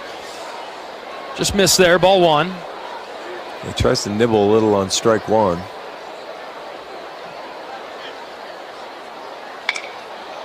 There's a pitch hit into right center field. Wilmus looking into the sun. He's at right field. Makes the catch for the third out.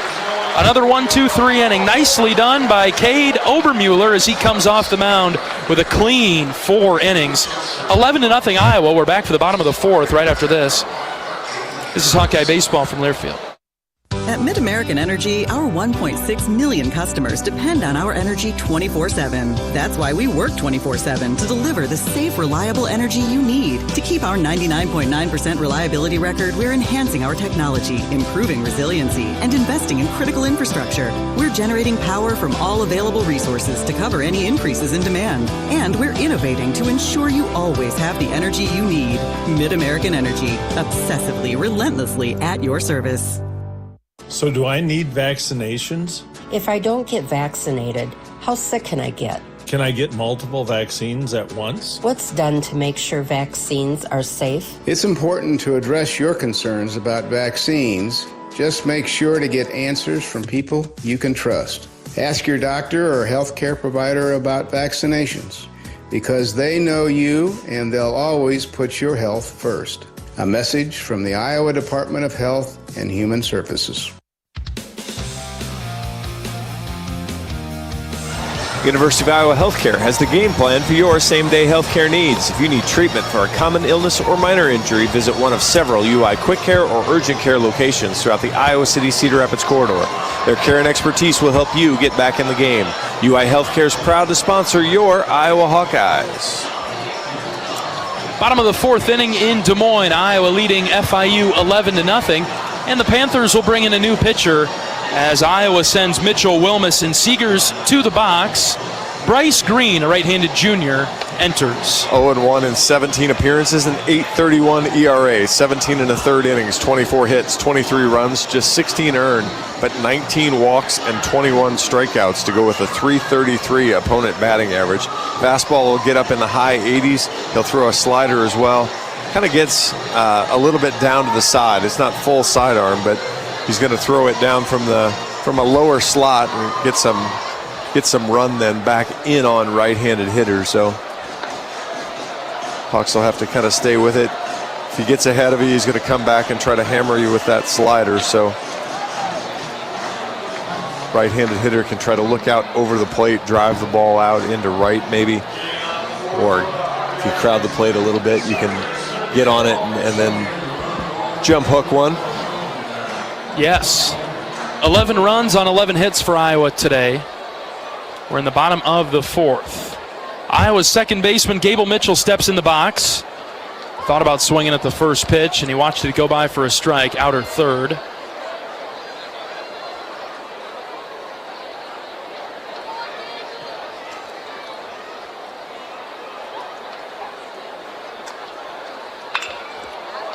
Slices that foul over to the left side in the air, 0-2. All right, this will be the good test for Gable. You know, good first at bat, tripled off the wall. Didn't look great in his last at bat. So now, how does he do here behind 0-2? You look at the scouting report. Does he know how he's going to attack him here? Slider in, just about got Gable on the back leg. Ball one. Good job there. Didn't chase that, swing over the top of it. Catcher setting up outside here. The pitch to Gable. He hits in the air to right field. Right field and center field are coming together in front of the wall, and the catch is made by Becerra, the center fielder. I tell you, that got a lot farther out there than I anticipated. I thought it was just kind of a lazy fly ball to right center, and that ball tracked all the way to the warning track there. I think the ball is just generally carrying today, even though the flags show it from right to left. Be interesting tomorrow, John. Noon game, mid to upper 80s. Yeah, which means generally that first time it gets hot, the wind blows a little bit more. And I know it's not literally the first time, but it hasn't been hot very often around here. So see if we get a little more breeze and if it just gets real jumpy tomorrow afternoon. Ben Wilmus in the batter's box for Iowa. Watched a couple of pitches miss the zone. We saw that yesterday too. There was a ball that FIU hit later in the game that I think would have been out, certainly would have been out today, but catches on the track there in left center field. Green missed upstairs, 3 balls, no strikes.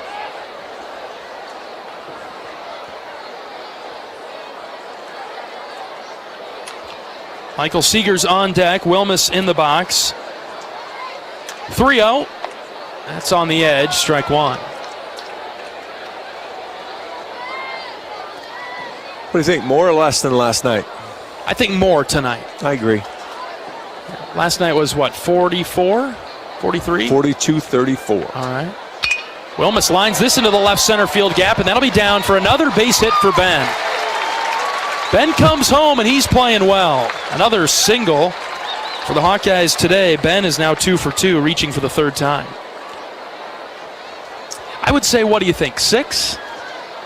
That I have no real reference point for. I just don't know. I don't know how many people we can see here in the bowl, but again, pretty much through through the infield dirt, it's, again, not packed full, but it's pretty full from infield dirt, wrapping around all the way to infield dirt. Then it gets a little sparser past the bullpens.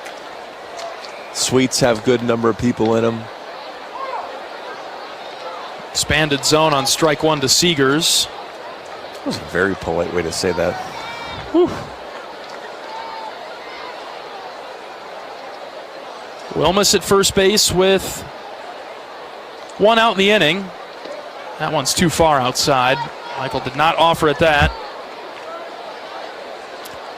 There's my cotton candy guy again. Where do you got him? Where do you see him, John? I don't see him. Oh, down below. Surely he could sling something up here, couldn't he? He'd definitely be able to catch that. I could drop cash on him. Fastball for a strike. 1 ball and 2 strikes on Iowa's shortstop, Michael Seegers. We've got a swarm event going on down in one of the suites down there. We had some Iowa Foundation folks here yesterday and today. Seegers taps that foul to stay alive. It's been a busy weekend on multiple fronts, right? Yeah. Vince, I don't know if Athletic Director Beth Getz was here yesterday. I'm not sure if she's here today. I didn't see her at the iClub event. A ball and 2 strikes on Seegers. Here's the pitch from Green. Michael slapped it foul out of the stadium over to the right side.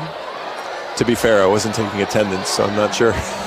Yeah, don't have a class attendance list today, do we? Love how many kids are here at the ballpark, though. Again, it's another great turnout. Some youth teams here, but just in general.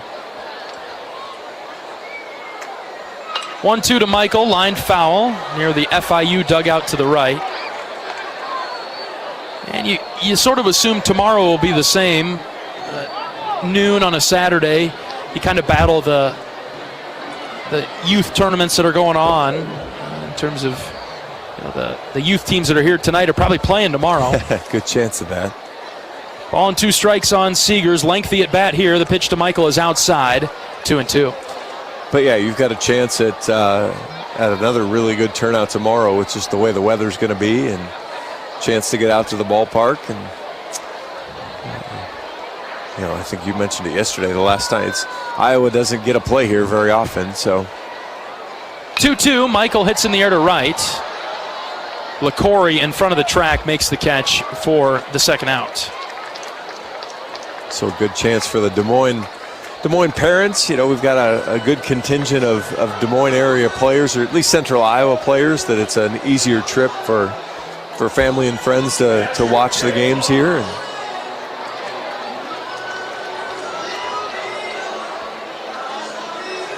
it's kind of interesting as the Iowa high school tournament breaks down, and having kind of hosting that at Banks the last few years.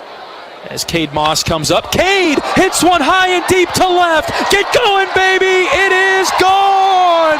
Cade Moss, Captain Cade, bombs away for Moss. Are you kidding me? Career home run number 1, Cade Moss. Congratulations, my friend. That is awesome. Cade comes home and hits a bomb. Forget Cade's corner. Hit it over Cade's corner. Where is the mitt in left field today? As he puts it up there, would have hit that inflatable mitt. That is so good. So incredibly happy for Cade. How about that? He is just such a team guy. And coming back from all the stuff that he's done this year, that is fantastic. Moss, the senior,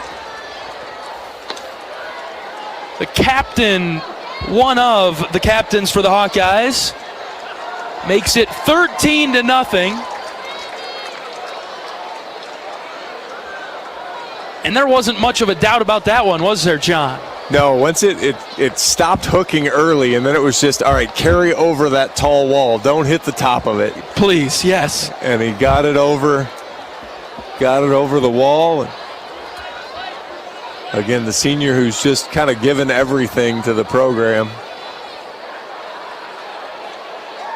1-1 to Andy Nelson is swung on and missed. 1-2.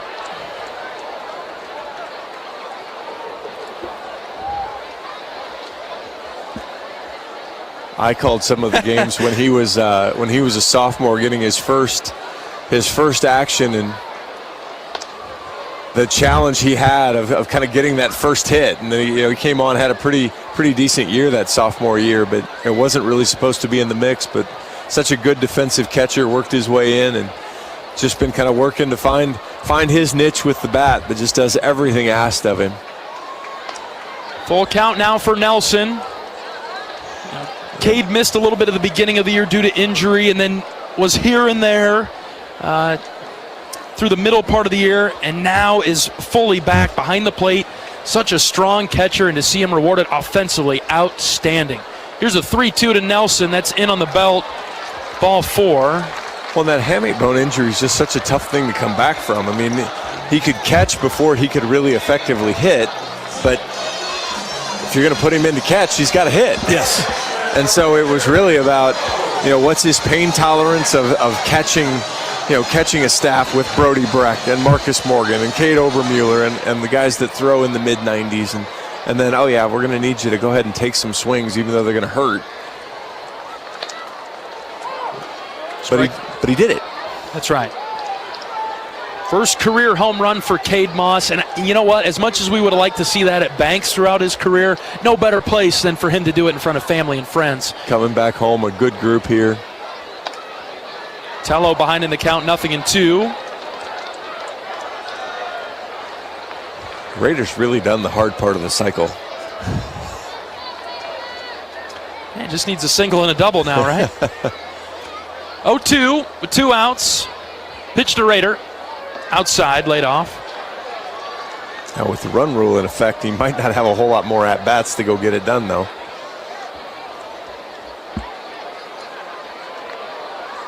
The team leader in doubles with 19. The 1-2 to Raider. Swing and a miss. He strikes out to end the 4th. But the highlight of the inning is the first career home run for Cade Moss. Crushed it over the left field wall, giving Iowa a 13-0 lead. We'll bring you the 5th right after this. This is Hawkeye Baseball from Learfield. Even the simplest act can set a chain of good in motion. Like choosing Delta Dental of Iowa for your dental and vision insurance. Because we invest in your community. So whether you get your plan at work or purchase it through us, you make a difference for others. Visit sharinghealthysmiles.com and choose Delta Dental for your smile, for your health, and for your community. American Equity salutes today's hero of the game. As a proud sponsor of the ongoing recognition of our military during Hawkeye games this season, please join American Equity in thanking all who have served our country. American Equity is more than just retirement savings and income products. They are committed to providing you best-in-class service and high-quality retirement income that helps deliver the independence to dream and reach your goals. To learn more about American Equity, please visit their website at american-equity.com. When corn grows fuel, Iowans win. Ethanol is a renewable fuel that's better for our environment, our health, and our wallets. Share your winning moments using hashtag IowансWin, and you could win even more from Iowa corn. And let's pause 10 seconds for station identification. This is Iowa Hawkeye Baseball.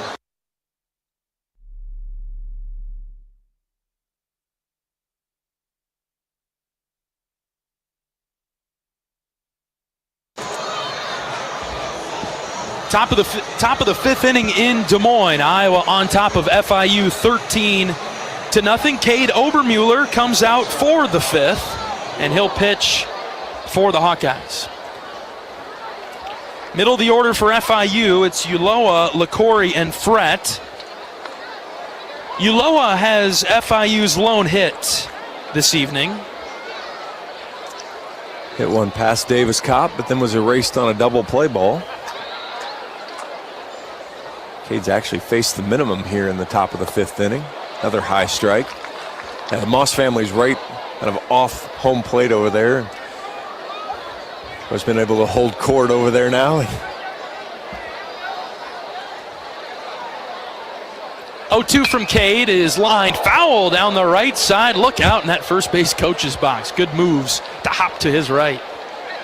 I think the first person we're going to seek out after the game will be Cade, and then shortly after that, Cade's dad, Cade's mom. 100%. We were joking about that today, how he's kind of the misses. Oh, he hit him. Oh, wow, that had a lot of movement on it, didn't it? Holy cow. A tough break there.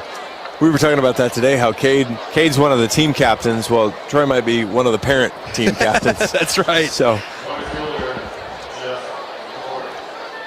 one of the veterans of this team. Cade played his high school baseball at Johnston, just across the way here. Time is called here, and the umpires are going to come together. Did it really hit him? Yeah. Was it initiated by the home plate umpire or first base umpire? Did he just go down to first and nobody really knew what happened? Runner at first. And nobody out. Are they going to review this? It looks like they are. I don't know if that's an Iowa-initiated review. I didn't see anybody from the Iowa dugout say anything. But umpires can come and review it on their own as well. So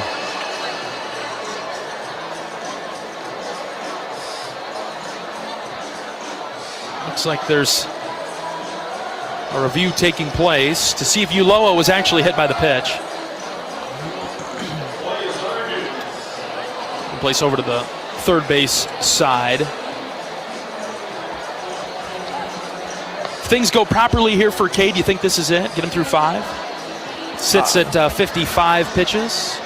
Probably. I mean, 55, you say the inning goes reasonably well and you're in that 65 to 70 range. Yeah, that's probably all you needed out of him, and it's a good build. You leave him with points at first, but he made no other sign other than pointing at first, so I'm going to guess he gets to stay there.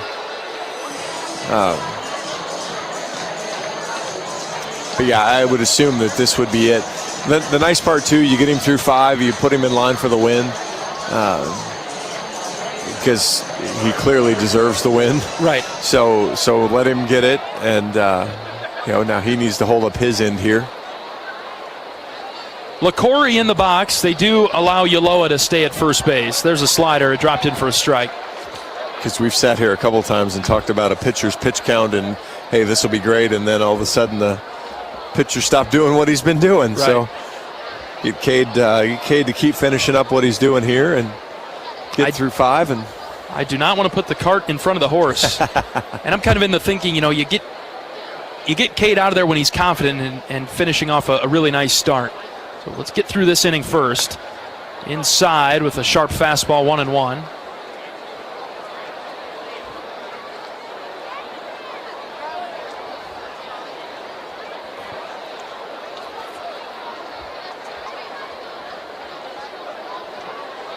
One from Obi is popped up.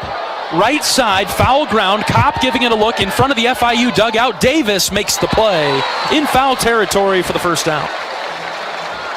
Good pitch there. Got in and got a good pop up. Good thing Kopp could find it because Cade Moss was struggling to see where it was. Cade Obermuller came off the mound a little bit and just wanted to give Davis some company over there.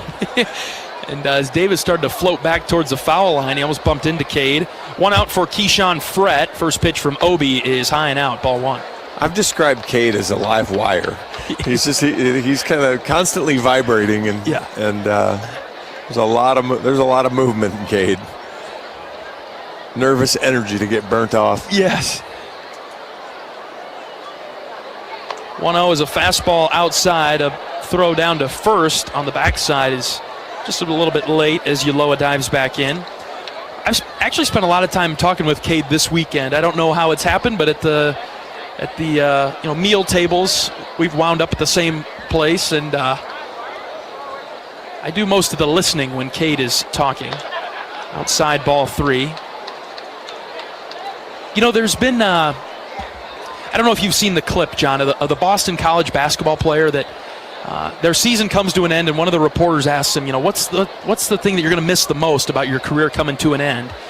3-0 pitch from Obermuller's across for a strike, 3-1. And the player kind of breaks down, and he says, you know what, honestly, I'm going to miss going out to eat with the team. And I think for our perspective up here is, the sun is setting on the season.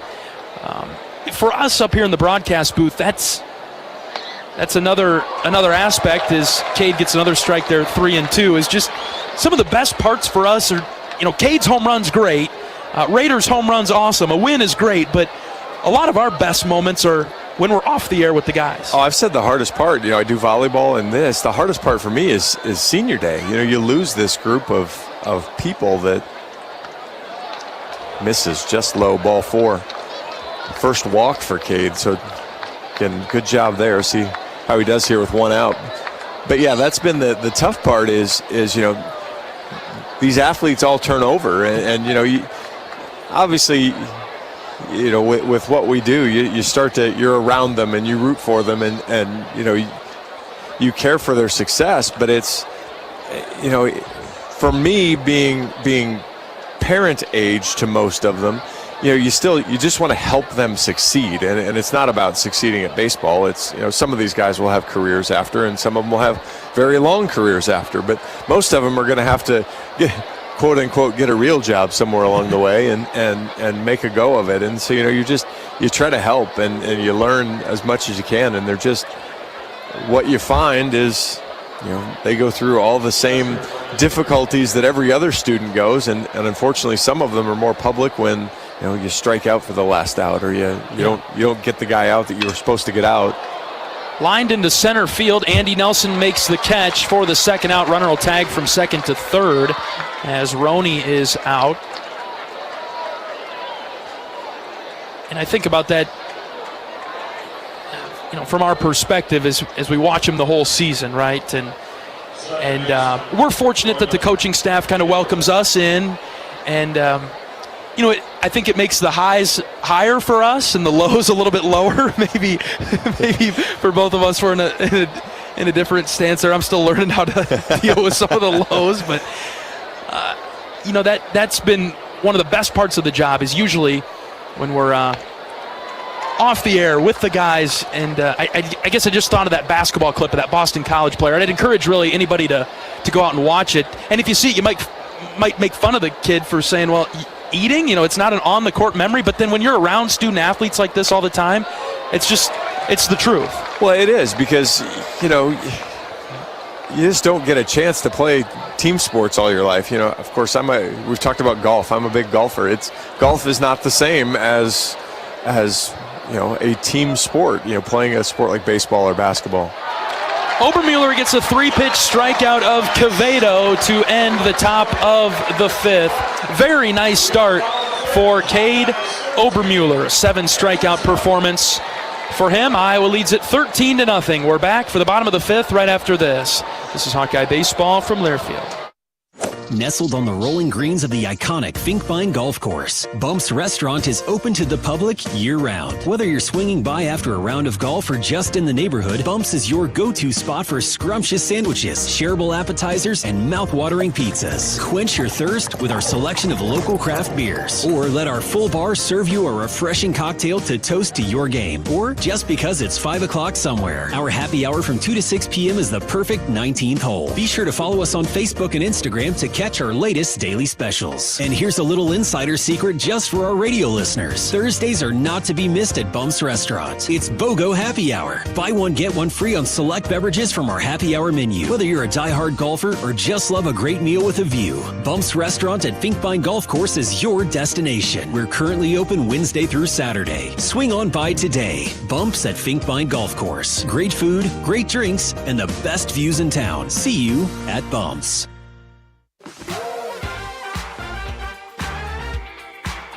At the game or at home, Wimmer's premium quality hot dogs and sausages will score with family and friends. Take the highest quality beef and pork and you get the best tasting hot dog. Wimmer's, the official hot dog of the Hawkeyes. Bottom of the 5th inning in Des Moines, 13-0 Iowa with the lead on Florida International. Run rule is in effect tonight. It would be 10 runs after 7 innings. And Iowa's on pace for that. 6,352, is that what he just said? That's right. Attendance up over 6,000. The eye test, we were winners on that. Your price was right. You did good work there. 6,352 awesome Hawk fans and a few FIU fans. We've seen them sprinkled around as well today. I saw a Rundy jersey. He started last night. I know he's from, what was it, Dubuque yesterday, Piasta? Right. We've got a Marshalltown and Ryan Ryerson and Owen Puck from Cedar Rapids. So 3 Iowa kids on the roster. Preparing for their Conference USA tournament, which will be next week. And they entered the weekend in 6th in the Conference USA. Green pitches for FIU, Kopp bats for Iowa. Some common opponents between FIU and Iowa this year. The Hawkeyes played Seton Hall early on in the season opener. 1-0 pitch to Kopp is outside and low, ball 2. FIU split a 4-game series with Seton Hall, 2 games apiece. And then Jacksonville State, they're in the Conference USA, and so they played a series with FIU. Same result for the Hawks and the Panthers against the Gamecocks of Jacksonville State. Each team winning just 1 game. I thought they were like Voldemort. We refused to mention their name again. That's true. It's taken a long time. That series feels like quite a while ago. 2-1 on Kopp. Line drive over a leaping shortstop Ulloa and into the outfield grass for a leadoff single for Davis. Nice job from Davis Kopp. And that will bring up the pinch hitter for Reese Moore, Merrick Matthews. Moore will conclude his day with a couple of hits. And good to see Matthews get in at bat here. Absolutely, to get in there, get some experience. We were talking about, one, how much we appreciate the access that the coaches give us that allow us to do that. And the pregame interviews that I've been able to do, rattle through the roster and try to get through everybody. I got Ty Plumber today, the red shirt. Jackson Frost will be tomorrow. I was able to get him too. I missed Rowan and I missed Max. But I think I got all the other red shirts. I got all the other position players, and just a lot of fun there to the guys that I get to spend a lot of time with, and some guys that I don't get to spend a lot of time with, and hopefully allow them to maybe show some personality to the listeners and get out a little bit and people get to know them a little bit. That was one thing that before we went to break the last time, really wanted to get to as well. Those pregame interviews that you've done this year, John, you talk a little baseball with them at the beginning, and then you get as quickly as possible to life outside the white lines, off the diamond. And I think that's such a unique perspective that people don't necessarily understand, as well as we hope they would, is that, these are college students, these are still, I don't like calling them kids, but, they are a little bit. And there's more to them than just being a baseball player. Well, and, hopefully that's, again, when they don't come up with the clutch hit or get the strikeout when you need it, hopefully when you start to know them as people, there's a little bit more grace there and just kind of remembering that they go through some of those difficult things too and how much they just care in general. Right. And I really like sometimes when you've talked to the underclassmen, who they're learning from. They're learning from a Kyle Huckstorf, a Sam Peterson. They're learning from Michael Seegers, who, a few of those guys will have to say goodbye to at the end of the year, whenever that comes. Hopefully later rather than sooner, right? Ball 4 to Merrick Matthews. He draws the walk, the junior from Centerville.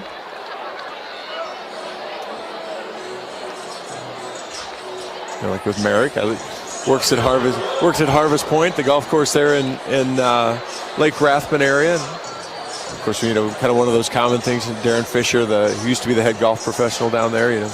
He worked for Fish and knew Fish. And again, kind of the dating myself, when I worked at the golf course in Pella, Fish was at Central College there in Pella. So pitch misses outside. So yeah, I hate those that remind me how old I am when I talk to them.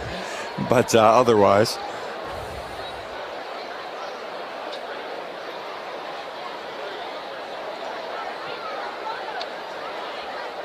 One ball, no strikes on Will Mulfler. He takes a breaking ball in, 2-0. Zach Volker was tossing in the bullpen. Recognized that finishing leg kick anywhere.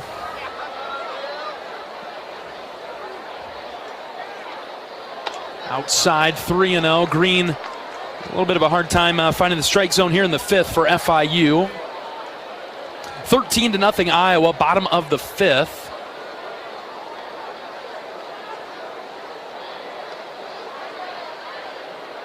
The pitch to Muffler, outside ball 4. Back-to-back walks. Has loaded the bases for Gable Mitchell, who walks to the batter's box for Iowa. Nobody out for the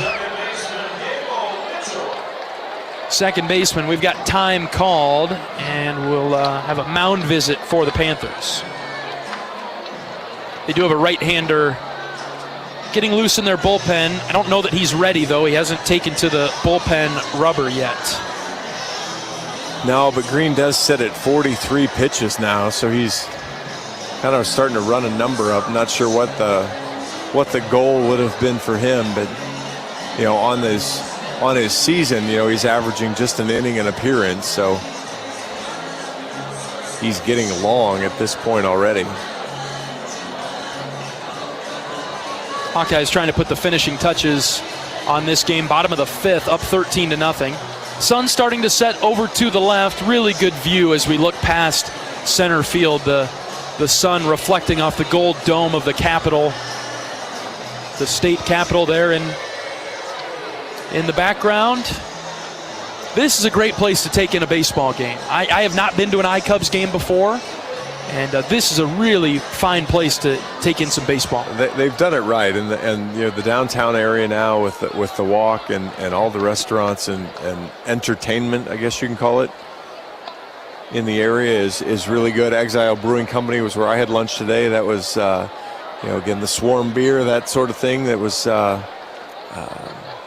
know, just on the other side of the beaten path a little bit, but tons of great things down here. Mitchell is the batter for Iowa, and he lines it foul down the left field line. Looks like Aaron Savory. Did he make that catch in the bullpen? The nonchalant Sav hand flip right to him. 1-1 on Mitchell with the bases loaded, nobody out in the bottom of the 5th. Here's the pitch. That's up and in for a ball. And made a friend by giving him the ball underneath the railing. Didn't even toss it or under the netting. Didn't even toss it over the top. Nicely done, Aaron.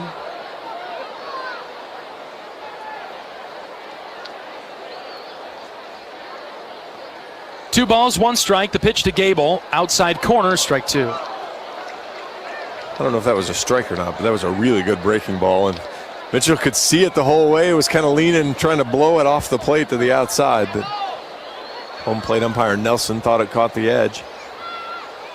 2-2 is lifted into right field for a base hit. That drops in front of the right fielder. One run is in for the Hawkeyes. It's 14-0 on the RBI single from Gable Mitchell. Good job there from Mitchell to stay with that breaking ball again. Pulled it and lined it, and that'll bring up Kellen Strohmeyer. Strohmeyer with a walk-off winner over Northwestern a couple of weekends ago. He enters for Ben Wilmus. Strohmeyer, a redshirt freshman from Dubuque.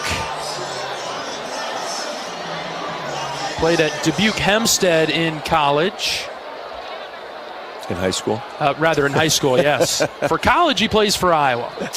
First pitch to Kellen is outside, ball 1. Good catch, John. I mean, there's some of those sports that Hempstead's pretty darn good at. Maybe they are rolling out a high school or a college program, generally speaking.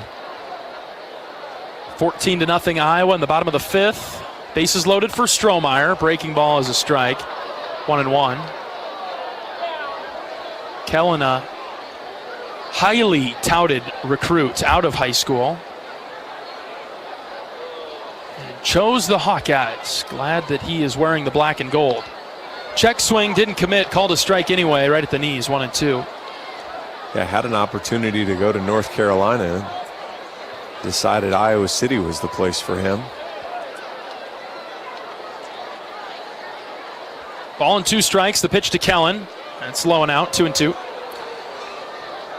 And Rundy was Logan Rundy is also a Hempstead kid, so probably a class apart, but I assume they were teammates at some point there. 2-2 to Strohmeyer, swing and a miss. He strikes out for out number 1.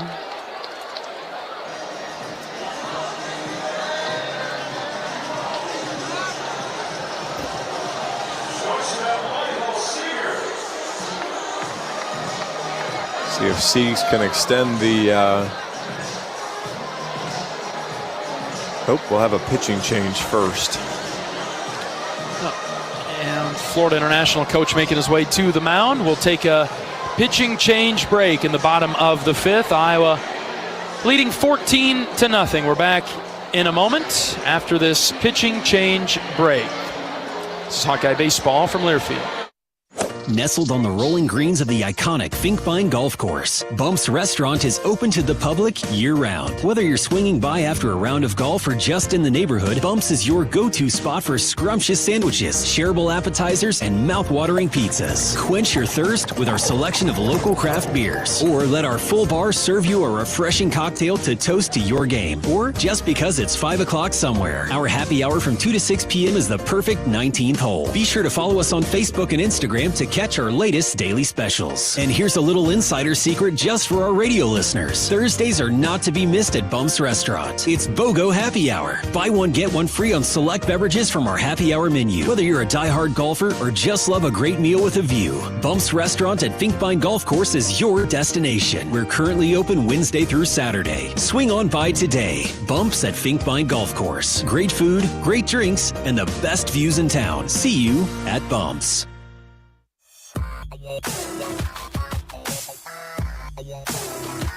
Today's game is brought to you by Bud Light, proud sponsor of Hawkeye Athletics. Easy to drink, easy to enjoy.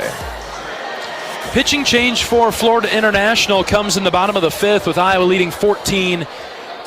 They'll bring in a right-handed senior from Coral Springs, Florida. This is Richie Pena. Dun, dun, dun. 1-2 on the season, 17 appearances, 1 start, 8.27 ERA, 20 2/3 innings. He's given up 36 hits, 29 runs. Just 19 of those are earned, though. 17 walks and strikeouts. Opponents hitting .375 against him. Pena's going to get that fastball in there in the upper 80s. He'll throw a changeup, a slider, and a curveball, but really the fastball's just trying to get it to sink a little bit. So right-handers are going to have to get that ball up in the air a little bit. And then just, again, stay off of the off-speed pitch. In his last outing against Miami, he struggled a little bit, but he threw more off-speed. He has hit 8 guys so far this year, so 8 guys in 20 2/3 innings to go with 17 walks. So there's a lot of free bases in there. Michael Seegers will get the first look at him. Blake Guerin is in the on-deck circle for the Hawkeyes. To step in for Cade Moss, it would appear. I don't think Blake's going to catch. I don't think so either, John. But you could put him at first, and you could put Davis Kopp in behind the plate. There you go. That would make sense. All right, here's Michael Seegers with the bases loaded and 1 out. First pitch to Michaels downstairs for a ball. Michaels had a nice night. 2 for 3, couple runs batted in and a run scored. 1-0 pitch to Siegs is a breaking ball that clips the corner, strike 1. So this is clearly going to change. You know, when you talk to Coach Heller, it was Obi and hand the ball to Watts. I think your plan has changed now as Watts isn't warming up. It is Zach Volker. Hands got going for Seegers, did not cross the plane of the plate. It's outside for ball 2. Yeah, that's right. I forgot about that, John. And so it'll make your TBD tomorrow a little bit more interesting because you've got a couple options now for who might start tomorrow. Right. 2 balls and 1 strike. The pitch to Seegers. That's a cross. Strike 2.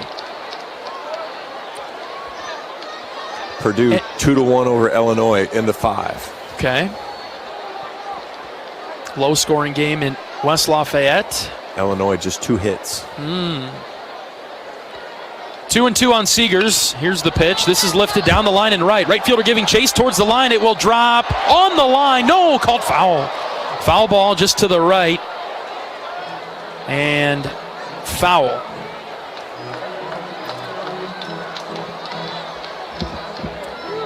I'll bring Michael back to the box. I want the in-house replay. I'm sure it was, but I just want to see by how much, because it sure didn't look very foul.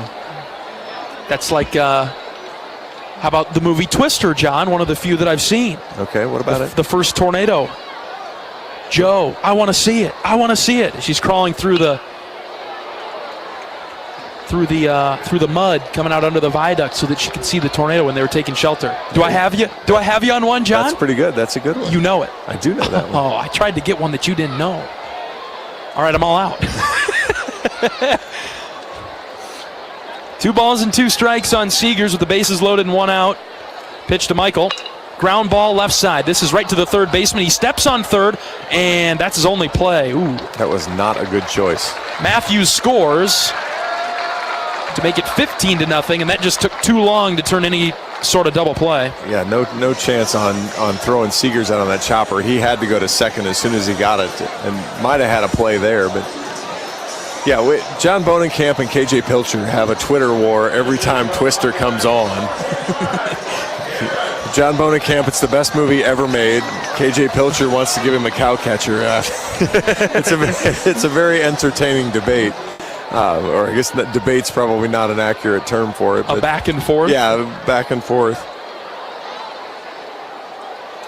Here's Blake Guerin. Takes a pitch high and out.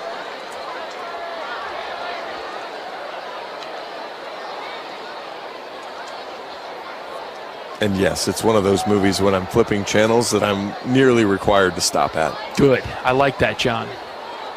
1-0 pitch to Guerin. Is up and in on the hands, ball 2. As a once perspective meteorology student, I am in the same boat. Big Twister guy. The trailer for Twisters came out. Yeah. This new tornado movie. Are you on it? I mean, I suppose I'll go, but if it's supposed to be, I don't know. There's just too much going on. I think it'll be okay. Guerin hits it high, but on the infield. High and not far. Second baseman makes the catch. That's Quevedo, and that'll do it for the 5th. Another pair of runs come across for Iowa. 15-0. We'll bring you the 6th right after this. This is Hawkeye Baseball from Learfield. Hi, I'm Gary Dolphin, and if you want your home to be exceptionally comfortable during these cold Iowa winters and hot, humid summers, you need to turn to Dave Lennox and your local Lennox home comfort specialist. Lennox has been serving Iowa consumers since 1895, when Dave Lennox built his first furnace in Marshalltown, and Lennox is still building its high-efficiency furnaces and air conditioners there today. For the best home comfort system you can buy, it's Lennox and your local Lennox dealer. Lennox and the Hawkeyes. Now there's a winning combination. How do you become America's best-selling brand? Let's break it down. Innovative tech means smarter and safer driving. Intelligent all-wheel drive will keep you ready for anything. And built Ford tough trucks will always get the job done. Plus, come into your local Ford store today and get super low APR financing, big cash back, and great lease offers on Ford's full line of cars, trucks, and SUVs. That's Ford, and that's how you become America's best-selling brand. Sales claim based on calendar year sales.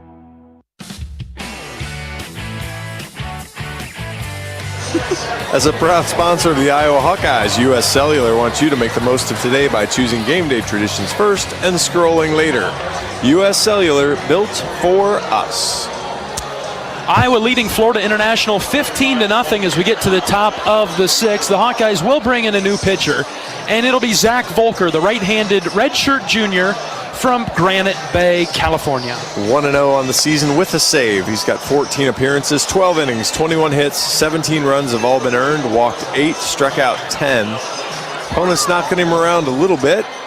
See if Zach can get back, a little bit bigger ballpark, throw some strikes, get some outs, start to rebuild some confidence. I think this is a great spot for Zach. Would like to, like you said, John, build that confidence back up. Bigger ballpark here, even bigger next week at Omaha. And I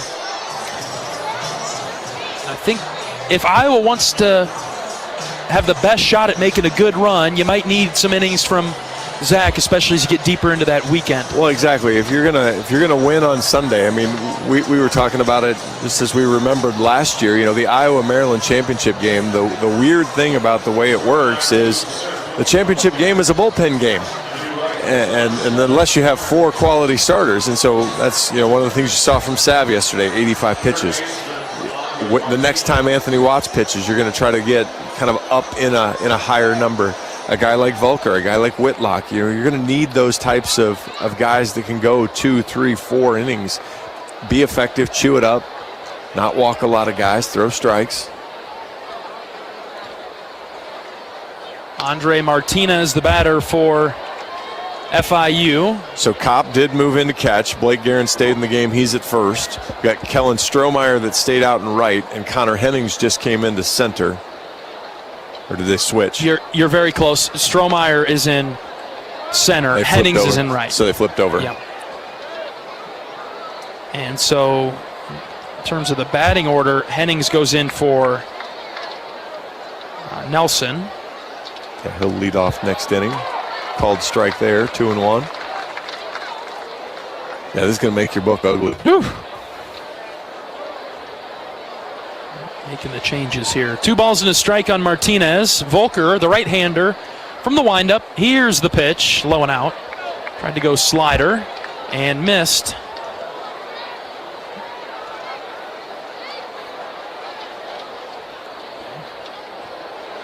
Zach can find the zone here.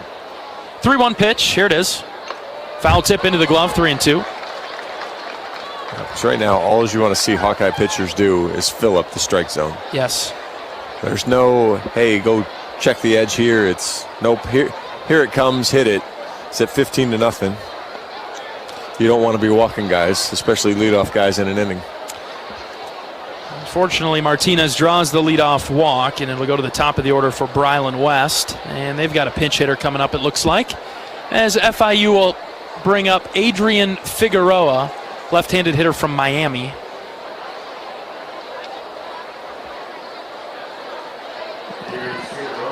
40 at-bats on the season, hitting .275.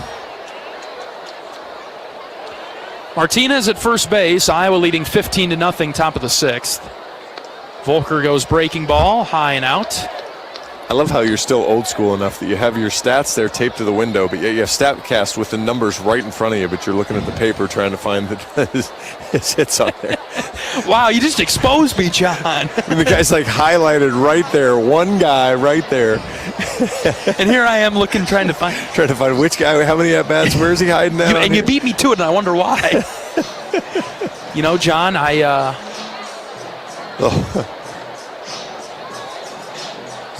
We've got a mound visit here, and the entire infield has come off the field for bug spray. Hey, Jake, AT Jake, throw that up here. We need it up here. You've been swatting at your face here for a while. And Zach Volker just turned around like, what the heck? My whole infield is leaving me.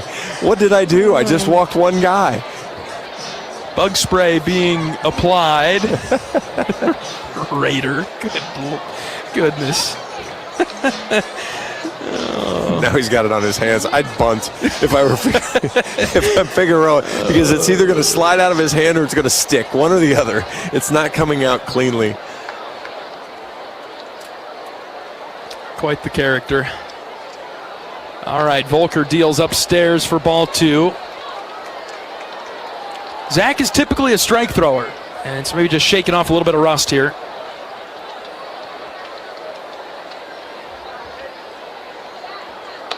There it is. Firm fastball for a strike at the knees.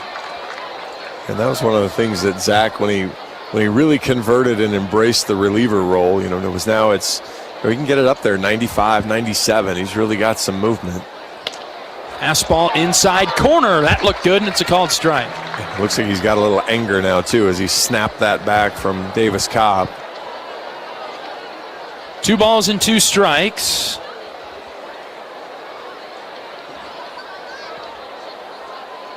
Volker comes set from the belt, fires. Swing and a miss. He went off speed and got the strikeout. After 2 great fastballs to get him back in the count. Had Figueroa that sped up that he needed to be on that. broke it off and had no chance. That's the sequencing you like from Coach McGrath, and the execution from Zach Volker. One out for Austin Deering. He's batting now. He started yesterday. First at bat tonight, breaking ball in. So what have you decided on the camo hats for the day 2 hats? You're not a fan? You want the Iowa something? Yeah. More black or gold or black? Pop fly, left side. Tello going back. Seeger's moving over. Mulfler coming forward. Who's going to make the play? It's Will Mulfler, who makes a last-second catch. He picked that off the grass.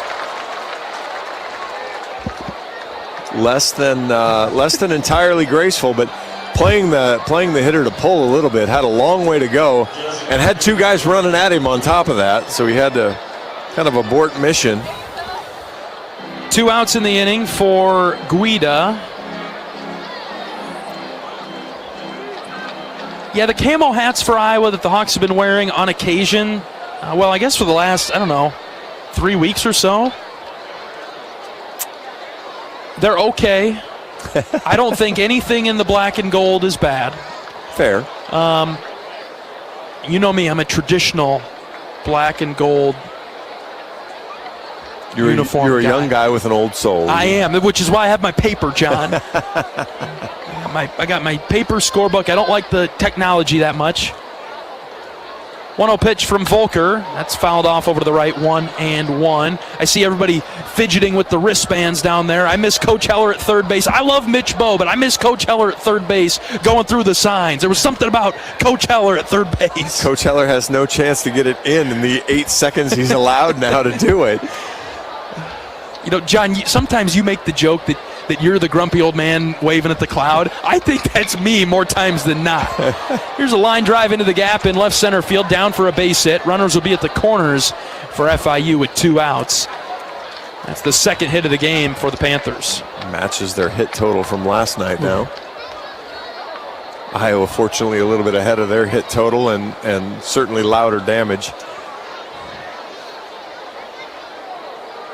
I pick my moments to be the old man waving at the cloud. Otherwise, I'm flexible about a lot of things. I think I also pick my moments. There's just some more frequency, John. You hear it more than anybody else, I think. You're a grumpier, older man than me, despite our age difference. Volker fires strike 1, outer third. Sharp fastball. Alex Yaloa is the batter. He's reached both times today, so the Hawks have not been able to get him out. He singled in the second, was hit by a pitch in the 5th. 0-1 from Volker. A little bit too far outside there, 1-1. We're not sure if he was really hit by a pitch, but... That's right, there was a review about that. Yep. 15-0 Iowa, top 6 as the sun begins to set in Des Moines. Volker's 1-1 pitch. That's in the dirt, blocked by Kopp behind the plate. Yeah, and let's Kate Obermueller's outing, 5 innings, 1 hit, 1 walk, 1 hit batter, 7 strikeouts. And I think the most impressive part of this statistic to me is 68 pitches, 42 strikes. That's the key right there. Fastball outside, ball 3 from Volker. 2 outs in the inning, just 1 more out to get here for Zach. Zach having a little bit of trouble finding the strike zone.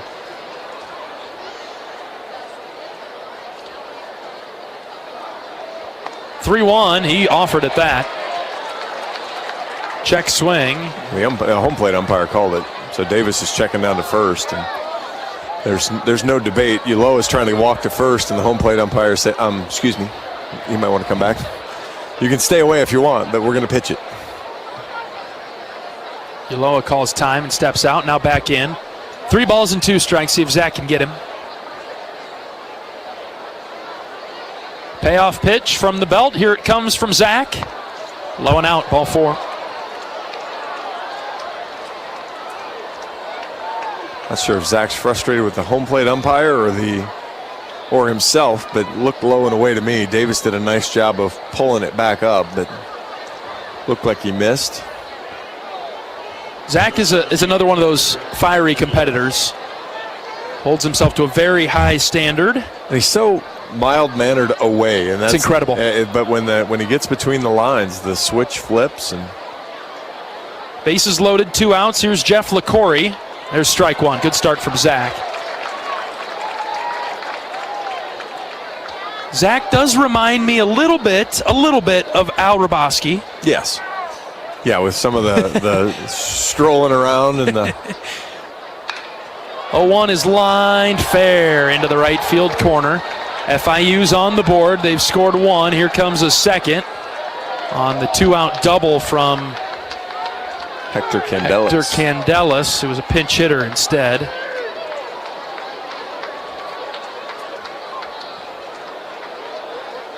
(15-2) in the 6th.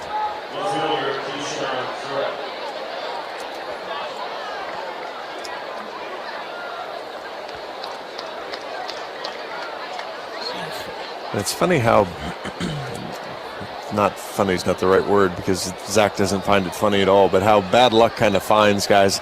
It's kind of an end cap swing there, and the ball lands a foot fair, and 2-run double then scores a couple guys on a pretty good pitch. Mm-hmm. Davis Kopp takes a stroll to go talk with Zach. Runners at second and third, 2 outs.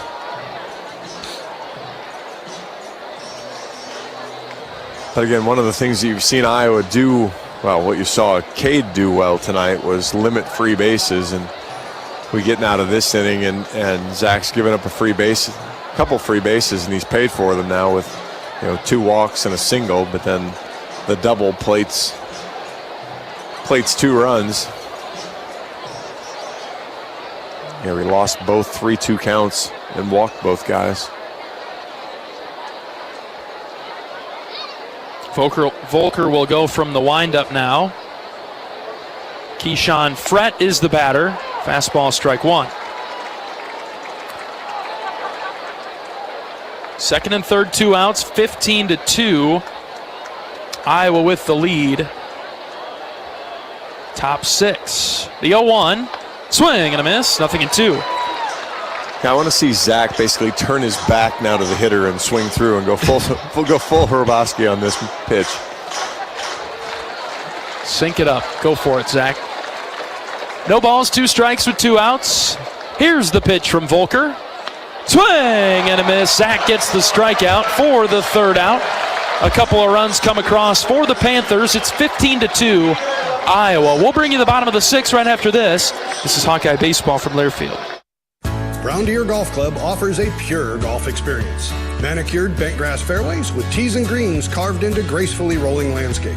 Challenging, yet extremely playable. Improve your game with PGA instruction and our full-service pro shop. Treat yourself to Bunker's Bar and Grill for lunch or dinner. And our scenic Greenview Banquet Room is perfect for weddings or any special event. Brown Deer Golf Club, a stunning country club setting at affordable public rates. Tickets are on sale now for the Hy-Vee IndyCar Race Weekend Concert Series. Saturday, July 13th, see Luke Combs and Eric Church. And Sunday, July 14th, see Post Malone and Kelsey Ballerini. 5 in concert. 1 ticket per day gets you into a race and 2 concerts.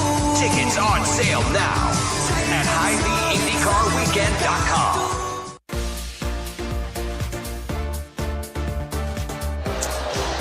For a taste of unique flavors you'll love, stop by Molly's Cupcakes in downtown Iowa City for homemade cupcakes, cookies, cakes, bars, and coffee drinks. Molly's Cupcakes is a proud supporter of the Iowa Hawkeyes. Bottom of the 6th inning, 15-2. Iowa out in front of FIU, looking to even the series. We'll have the regular season finale tomorrow at noon here at Principal Park in Des Moines. Going to be a warm day, sunny day. Come on out to the ballpark. We'd love to see you, all the fans in the Des Moines area. Show your support to this Iowa team one more time before the Big Ten tournament in Omaha. I see no reason to not come out tomorrow. That's right. Illinois still trailing 2-1, top of the 7th inning. Illinois has a runner on first with nobody out as they try to clear up the conference tournament picture. Otherwise, the conference title will go down to the last day, and and seeding 3 through 6 will go down to the last day. Connor Hennings will lead things off for Iowa in the 6th. Pena pitches for FIU.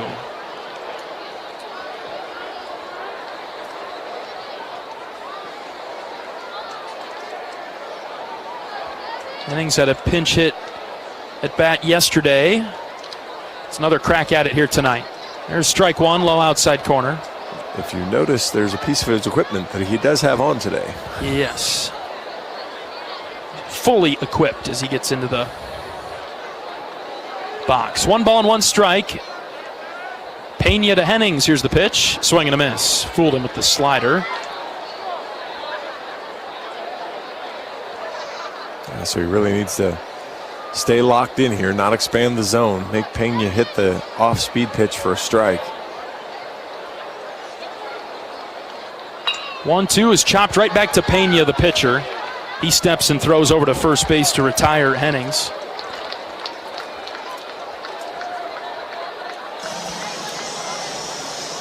And Ben Swales will get in at bat now for Iowa. All-time pinch runner Ben Swales? You bet. I love it. Hand the kid a bat. Let's see what he's got. Ben is 1 for 3 on the year and has scored 12 runs. That might be the strangest stat around, and tell you what his role has been for the most part. But a great teammate. I mean, he's always soaking stuff up. And Swales, a redshirt freshman from Tiffin, competed at Clear Creek, Amana. 1 ball, no strikes on Swales, right-handed hitter. Swings and misses there, 1-1. Possibly the best part, if Iowa can finish off the run rule, is tomorrow morning is going to come awful early for both teams. Yeah. And so outside and low, ball 2. Usually we're getting to the ballpark a little bit earlier than usual. Well, yeah, people don't really, when you play at home, when you play at Banks, it's turf all over. So the field maintenance is really simple. When you play on a natural grass and real dirt surface, takes that breaking ball high, there's field maintenance that goes in. So batting practice is actually shifted forward a half an hour, because then that gives the ground crew time to maintain the field and groom the field. But then that means you get here at 9:15. 3-1 to Swales. He sends on the ground foul down the third base line. And so you got to feed 40 guys. Yep. That takes time. Yep. So with a noon first pitch tomorrow, typically on a turf field or without field maintenance, BP would be around 10, a little bit before 10 maybe. 3-2 to Swales, a swing and a miss. Yeah, we generally call it 9:45 or so, just to kind of be moving and going, and so then you get there early and stretch and eat and do all those other things. But with this, you're going to have to you're pushed forward, and so it's just that extra time that it's required. Hydrate, refuel, recharge, and get ready to go tomorrow. So yeah, to not be here until a 5-hour game would have been kind of a disaster for both teams to roll out of here at 11 o'clock or something. Base is empty for Davis. Kopp. Breaking ball outside, ball 1. And we'll go at noon tomorrow against FIU to wrap up the regular season and the series. What's looking like a rubber match opportunity, with Iowa leading this game 15-2 in the bottom of the 6th. The run rule is in effect. 10 after 7. Kopp takes a strike. And then we'll go home tomorrow after the game and basically turn right back around and come back this way and go through to Omaha. 1-1 to Davis. Line drive foul into the Iowa bullpen down to left. Yeah, Kyle Huseman, who covers women's basketball for Iowa Athletics or for On3 and Iowa Athletics, covers baseball and women's basketball. He's staying and watching some of the high-level basketball that's going on, so that he doesn't have to go back to Iowa City and come right back through. Outside, 2-2 on Kopp. The packing of the bags to Omaha is always interesting. I say always in my second year, but packed for the whole week, folks. Ground ball left side. Backhand stop by Yaloa, the shortstop. Strong throw over to first base. And the Hawkeyes go down in order in the 6th. It's been a great night at Principal Park tonight. Iowa leads it 15-2 as we go to the top of the 7th. We're back right after this. This is Hawkeye Baseball from Learfield. About this new type of television experience from Epson? It's called the Epic Vision Ultra Laser Projection TV. It combines a new type of laser projection technology along with a unique Epson Silverflex screen to produce an epic 120-inch 4K Pro UHD picture that's up to 4 times bigger than a traditional 60-inch TV. There's no better way to watch live sports, and watching Iowa basketball play live on this big bright TV is simply awesome. If you're a sports fanatic like me, you need to check this new Epson TV out for yourself. Visit epson.com/TV to learn more.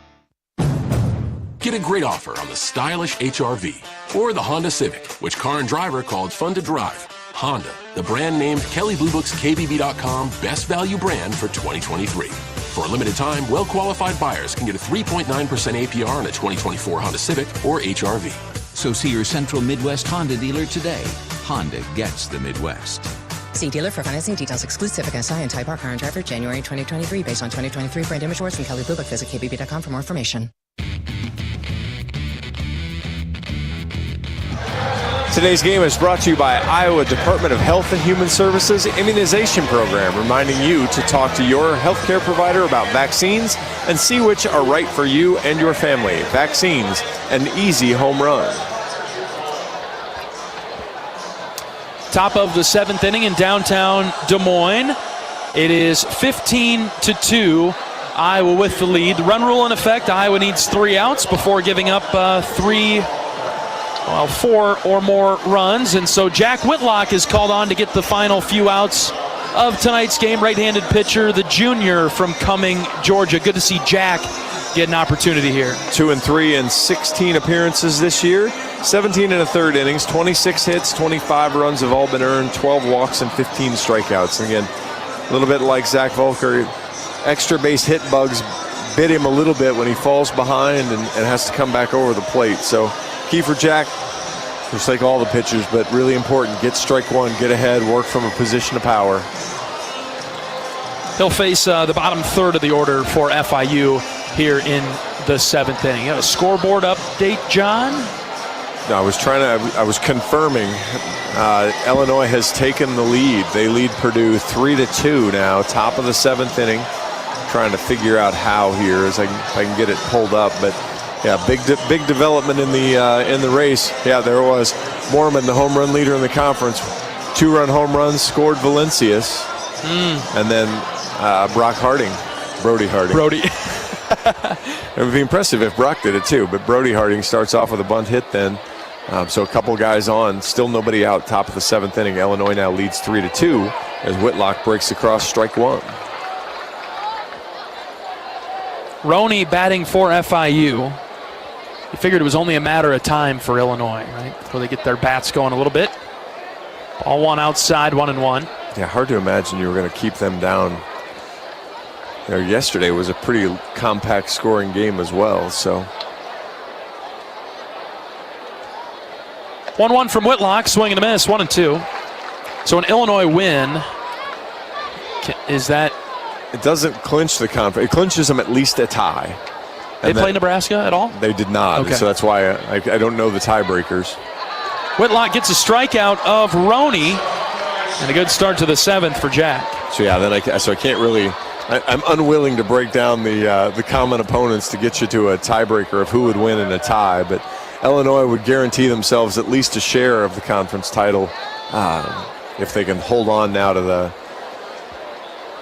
score that they've developed here, and even if they add to their lead here. How many outs did you say there were? Nobody. Ooh. Quevedo, the batter for the Panthers. Whitlock drops a breaking ball in there for a strike. And then again, as you look around, that helps Iowa as it guarantees that Purdue can't jump Iowa. So then that's what'll move Iowa into that 5th spot, which I think will then almost guarantee a matchup with Michigan. No balls and 2 strikes. The pitch from Jack is grounded foul to the right side. I suppose you could have a Purdue rainout. And Purdue has had some issues with weather before. Yes. On the last weekend of the season.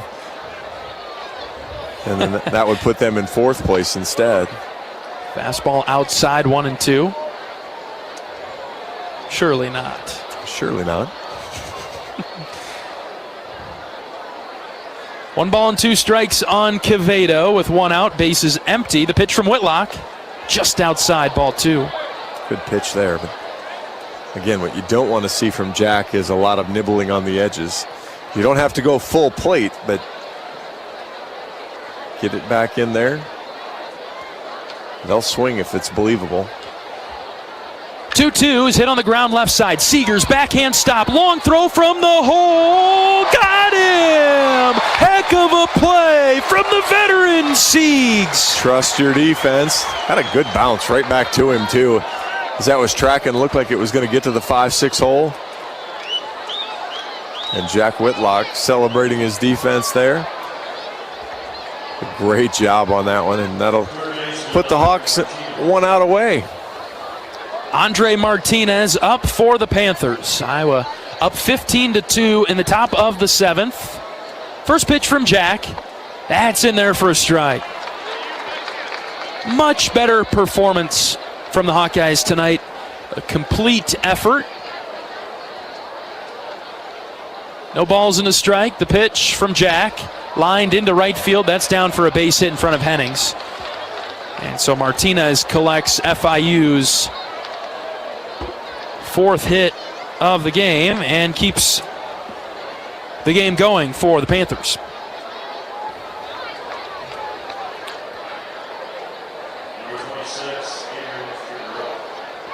Back to the top of the order, Figueroa comes up, left-handed hitter. Volker was able to strike him out last inning. Righty on lefty matchup. Spinner outside from Whitlock. Jack was such a key piece last year. Then when we got to Omaha, huge against Michigan. That was unbelievable there with the good breaking ball there for a strike. The appearance there, nobody out in the 5th inning and bases loaded. And the part you forget about that was I can't remember the hitter's name, but he leaned into the pitch and they brought him back. The umpire called it correctly. And then got the punch out, got out of the bases loaded jam with nobody, and the Hawks come back, score runs. And changed the trajectory of the rest of that week. Whitlock set on the rubber, runner at first base, not holding him on. Here's the pitch. That's strike 2. 2 balls, 2 strikes. FIU down to their final strike.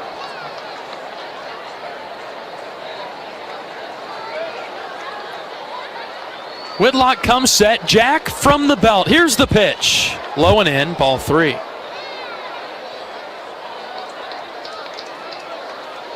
Pop ran a long circle to find that one right by the umpire's foot.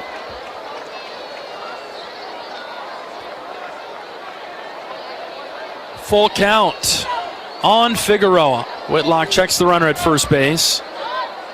Gets the sign. Here's the pitch. This is grounded foul. Ouch, that hurt Figueroa. Right ankle. You don't really ever want to do that. You don't want to do that on a 15-2 game. Yeah. And right towards the end, too. Walks around a little bit, now gets back in the box.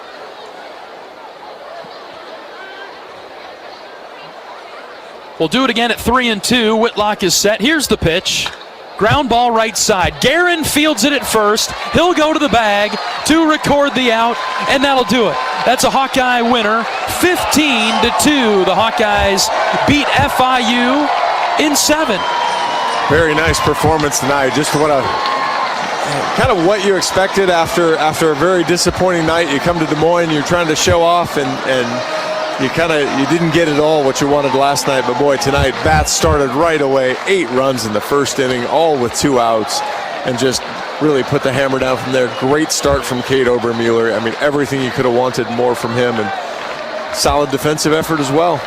Complete performance for the Hawkeyes today. A 15-2 run rule victory over FIU. Sets up a rubber match tomorrow, noon, first pitch at Principal Park. We'll be back right after this. This is Hawkeye Baseball from Learfield. The big game. Family. Friends. We know you count on Alliant Energy to deliver the safe, reliable energy you need, whether you're watching the game, cooking your famous burgers, or leaving a light on for loved ones. For us, it means going beyond the expected to make sure we're planning for the energy you need today and tomorrow. That way you can keep your eye on the ball and focus on what's most important to you. Find out more at alliantenergy.com/poweringbeyond. So why do I need vaccinations? If I don't get vaccinated, how sick can I get? Can I get multiple vaccines at once? What's done to make sure vaccines are safe? It's important to address your concerns about vaccines. Just make sure you get answers from people you can trust. Ask your doctor or healthcare provider about vaccinations, because they know you and they'll always put your health first. A message from Iowa Department of Health and Human Services.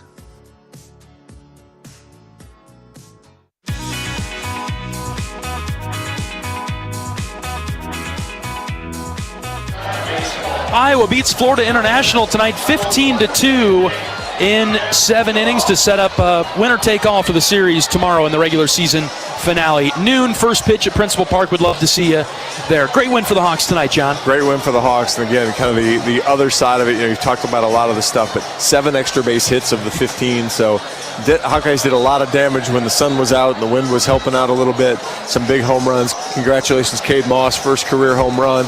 The senior gets one.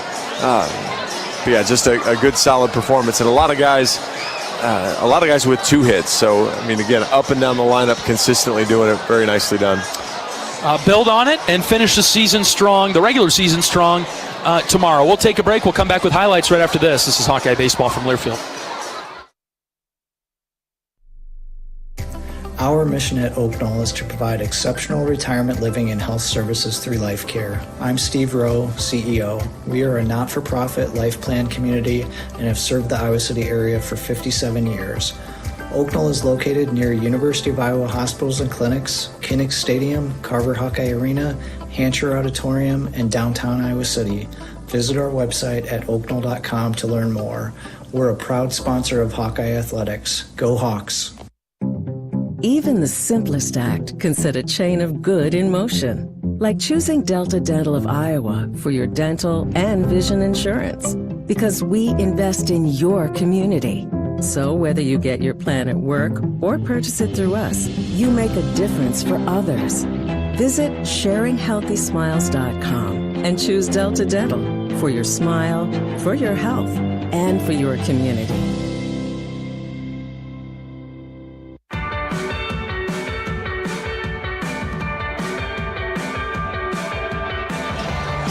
Iowa improves to 30-21 on the season, getting Coach Heller his 30th win of the season, which is a great accomplishment for him. Every season that he's been here, with the exception of the two COVID-shortened seasons, Coach Heller has gotten to 30 wins as the head coach of the Iowa Hawkeyes, 11 seasons with the black and gold. Pretty impressive consistency that he's built here at the program, and culture that he's built here at the program as well.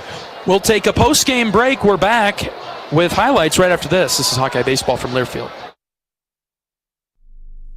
Hi, I'm Gary Dolphin, and if you want your home to be exceptionally comfortable during these cold Iowa winters and hot, humid summers, you need to turn to Dave Lennox and your local Lennox home comfort specialist. Lennox has been serving Iowa consumers since 1895, when Dave Lennox built his first furnace in Marshalltown, and Lennox is still building its high-efficiency furnaces and air conditioners there today. For the best home comfort system you can buy, it's Lennox and your local Lennox dealer. Lennox and the Hawkeyes. Now there's a winning combination.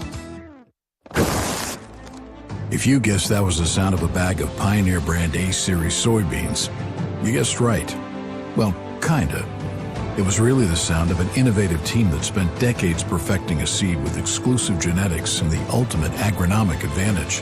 The sort of breeders who don't rest until they've achieved outstanding performance. Pioneer brand A-Series soybeans. #1 for a reason. Visit pioneer.com/genetics.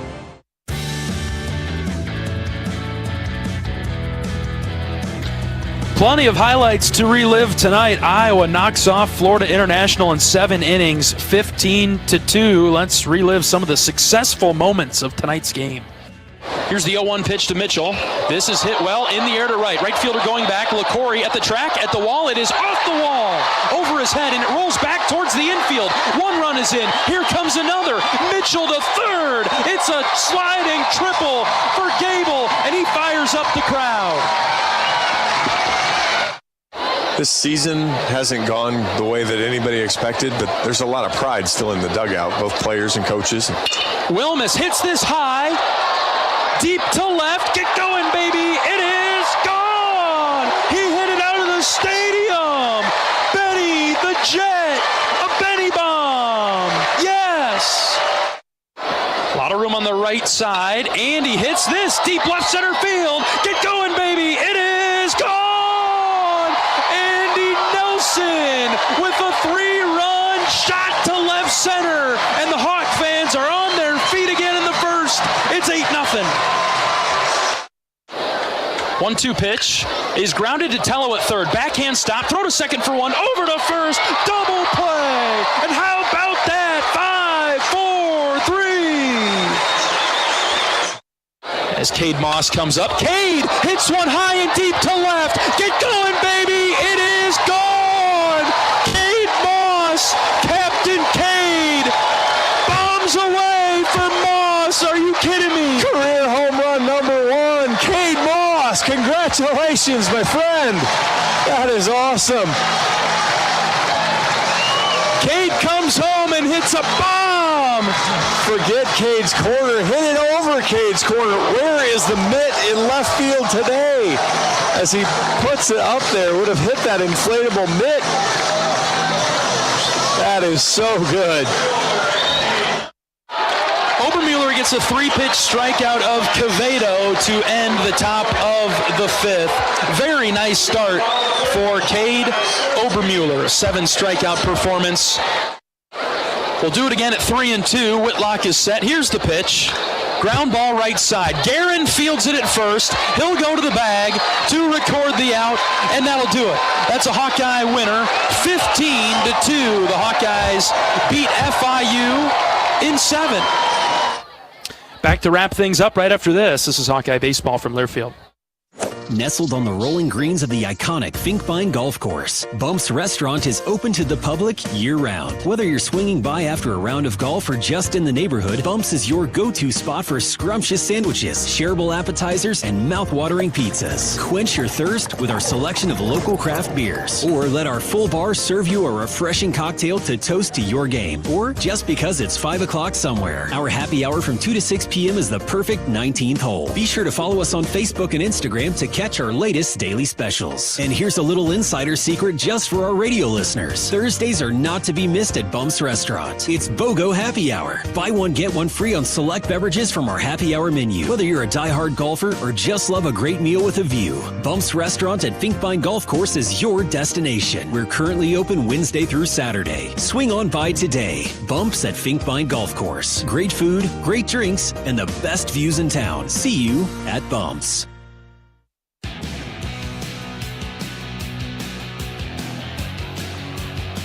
John Evans, a final score check from West Lafayette. What's going on between Illinois and Purdue? What a development in West Lafayette. Illinois scores 7 runs in the top of the 7th inning, including a grand slam home run. They now lead 8-2, still batting in the top of the 7th as they look to add to the lead. Looks like they're going to enter the day a game ahead of Nebraska, and that will put Purdue into a logjam around the Iowa record. So comes down to the last day. How about that? Play all those games, and the last game does matter in the Big Ten. Iowa beats Florida International tonight 15-2. Let's do the same thing tomorrow. Noon, first pitch. We'll talk to you then, John. We'll be here. For my great board op down the line, Michael Tackett. Excellent job as always, Michael. My great color analyst, John Evans. I'm John Leo saying so long from Principal Park in downtown Des Moines, where Iowa run rules Florida International 15-2. Every day's a great day to be a Hawkeye. Some are just a little bit better than others. Take care, everybody. Hawkeye Baseball has been brought to you by Hy-Vee. Score big savings with the new Hy-Vee Perks membership. University of Iowa Healthcare. Changing medicine, changing lives. Oak Knoll Retirement Community. Homewood Suites and Home 2.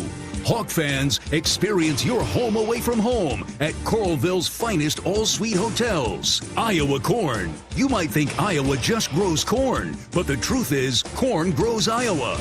Brought to you by Iowa's corn farmers of the Iowa Corn Growers Association and the Iowa Corn Promotion Board. Also brought to you by Mediacom, home of extreme and 1 gig internet speeds. Wimmer's Meats, the official hot dog of the Hawkeyes. Travel Leaders, Destinations Unlimited, the official travel partner of the Hawkeyes. And by Bud & Mary's. There's no THC cap on Iowa medical cannabis, and getting a card is fast and easy online. Get your medical card today. Visit budmary.com. The preceding has been a Learfield presentation on the Hawkeye Sports Network.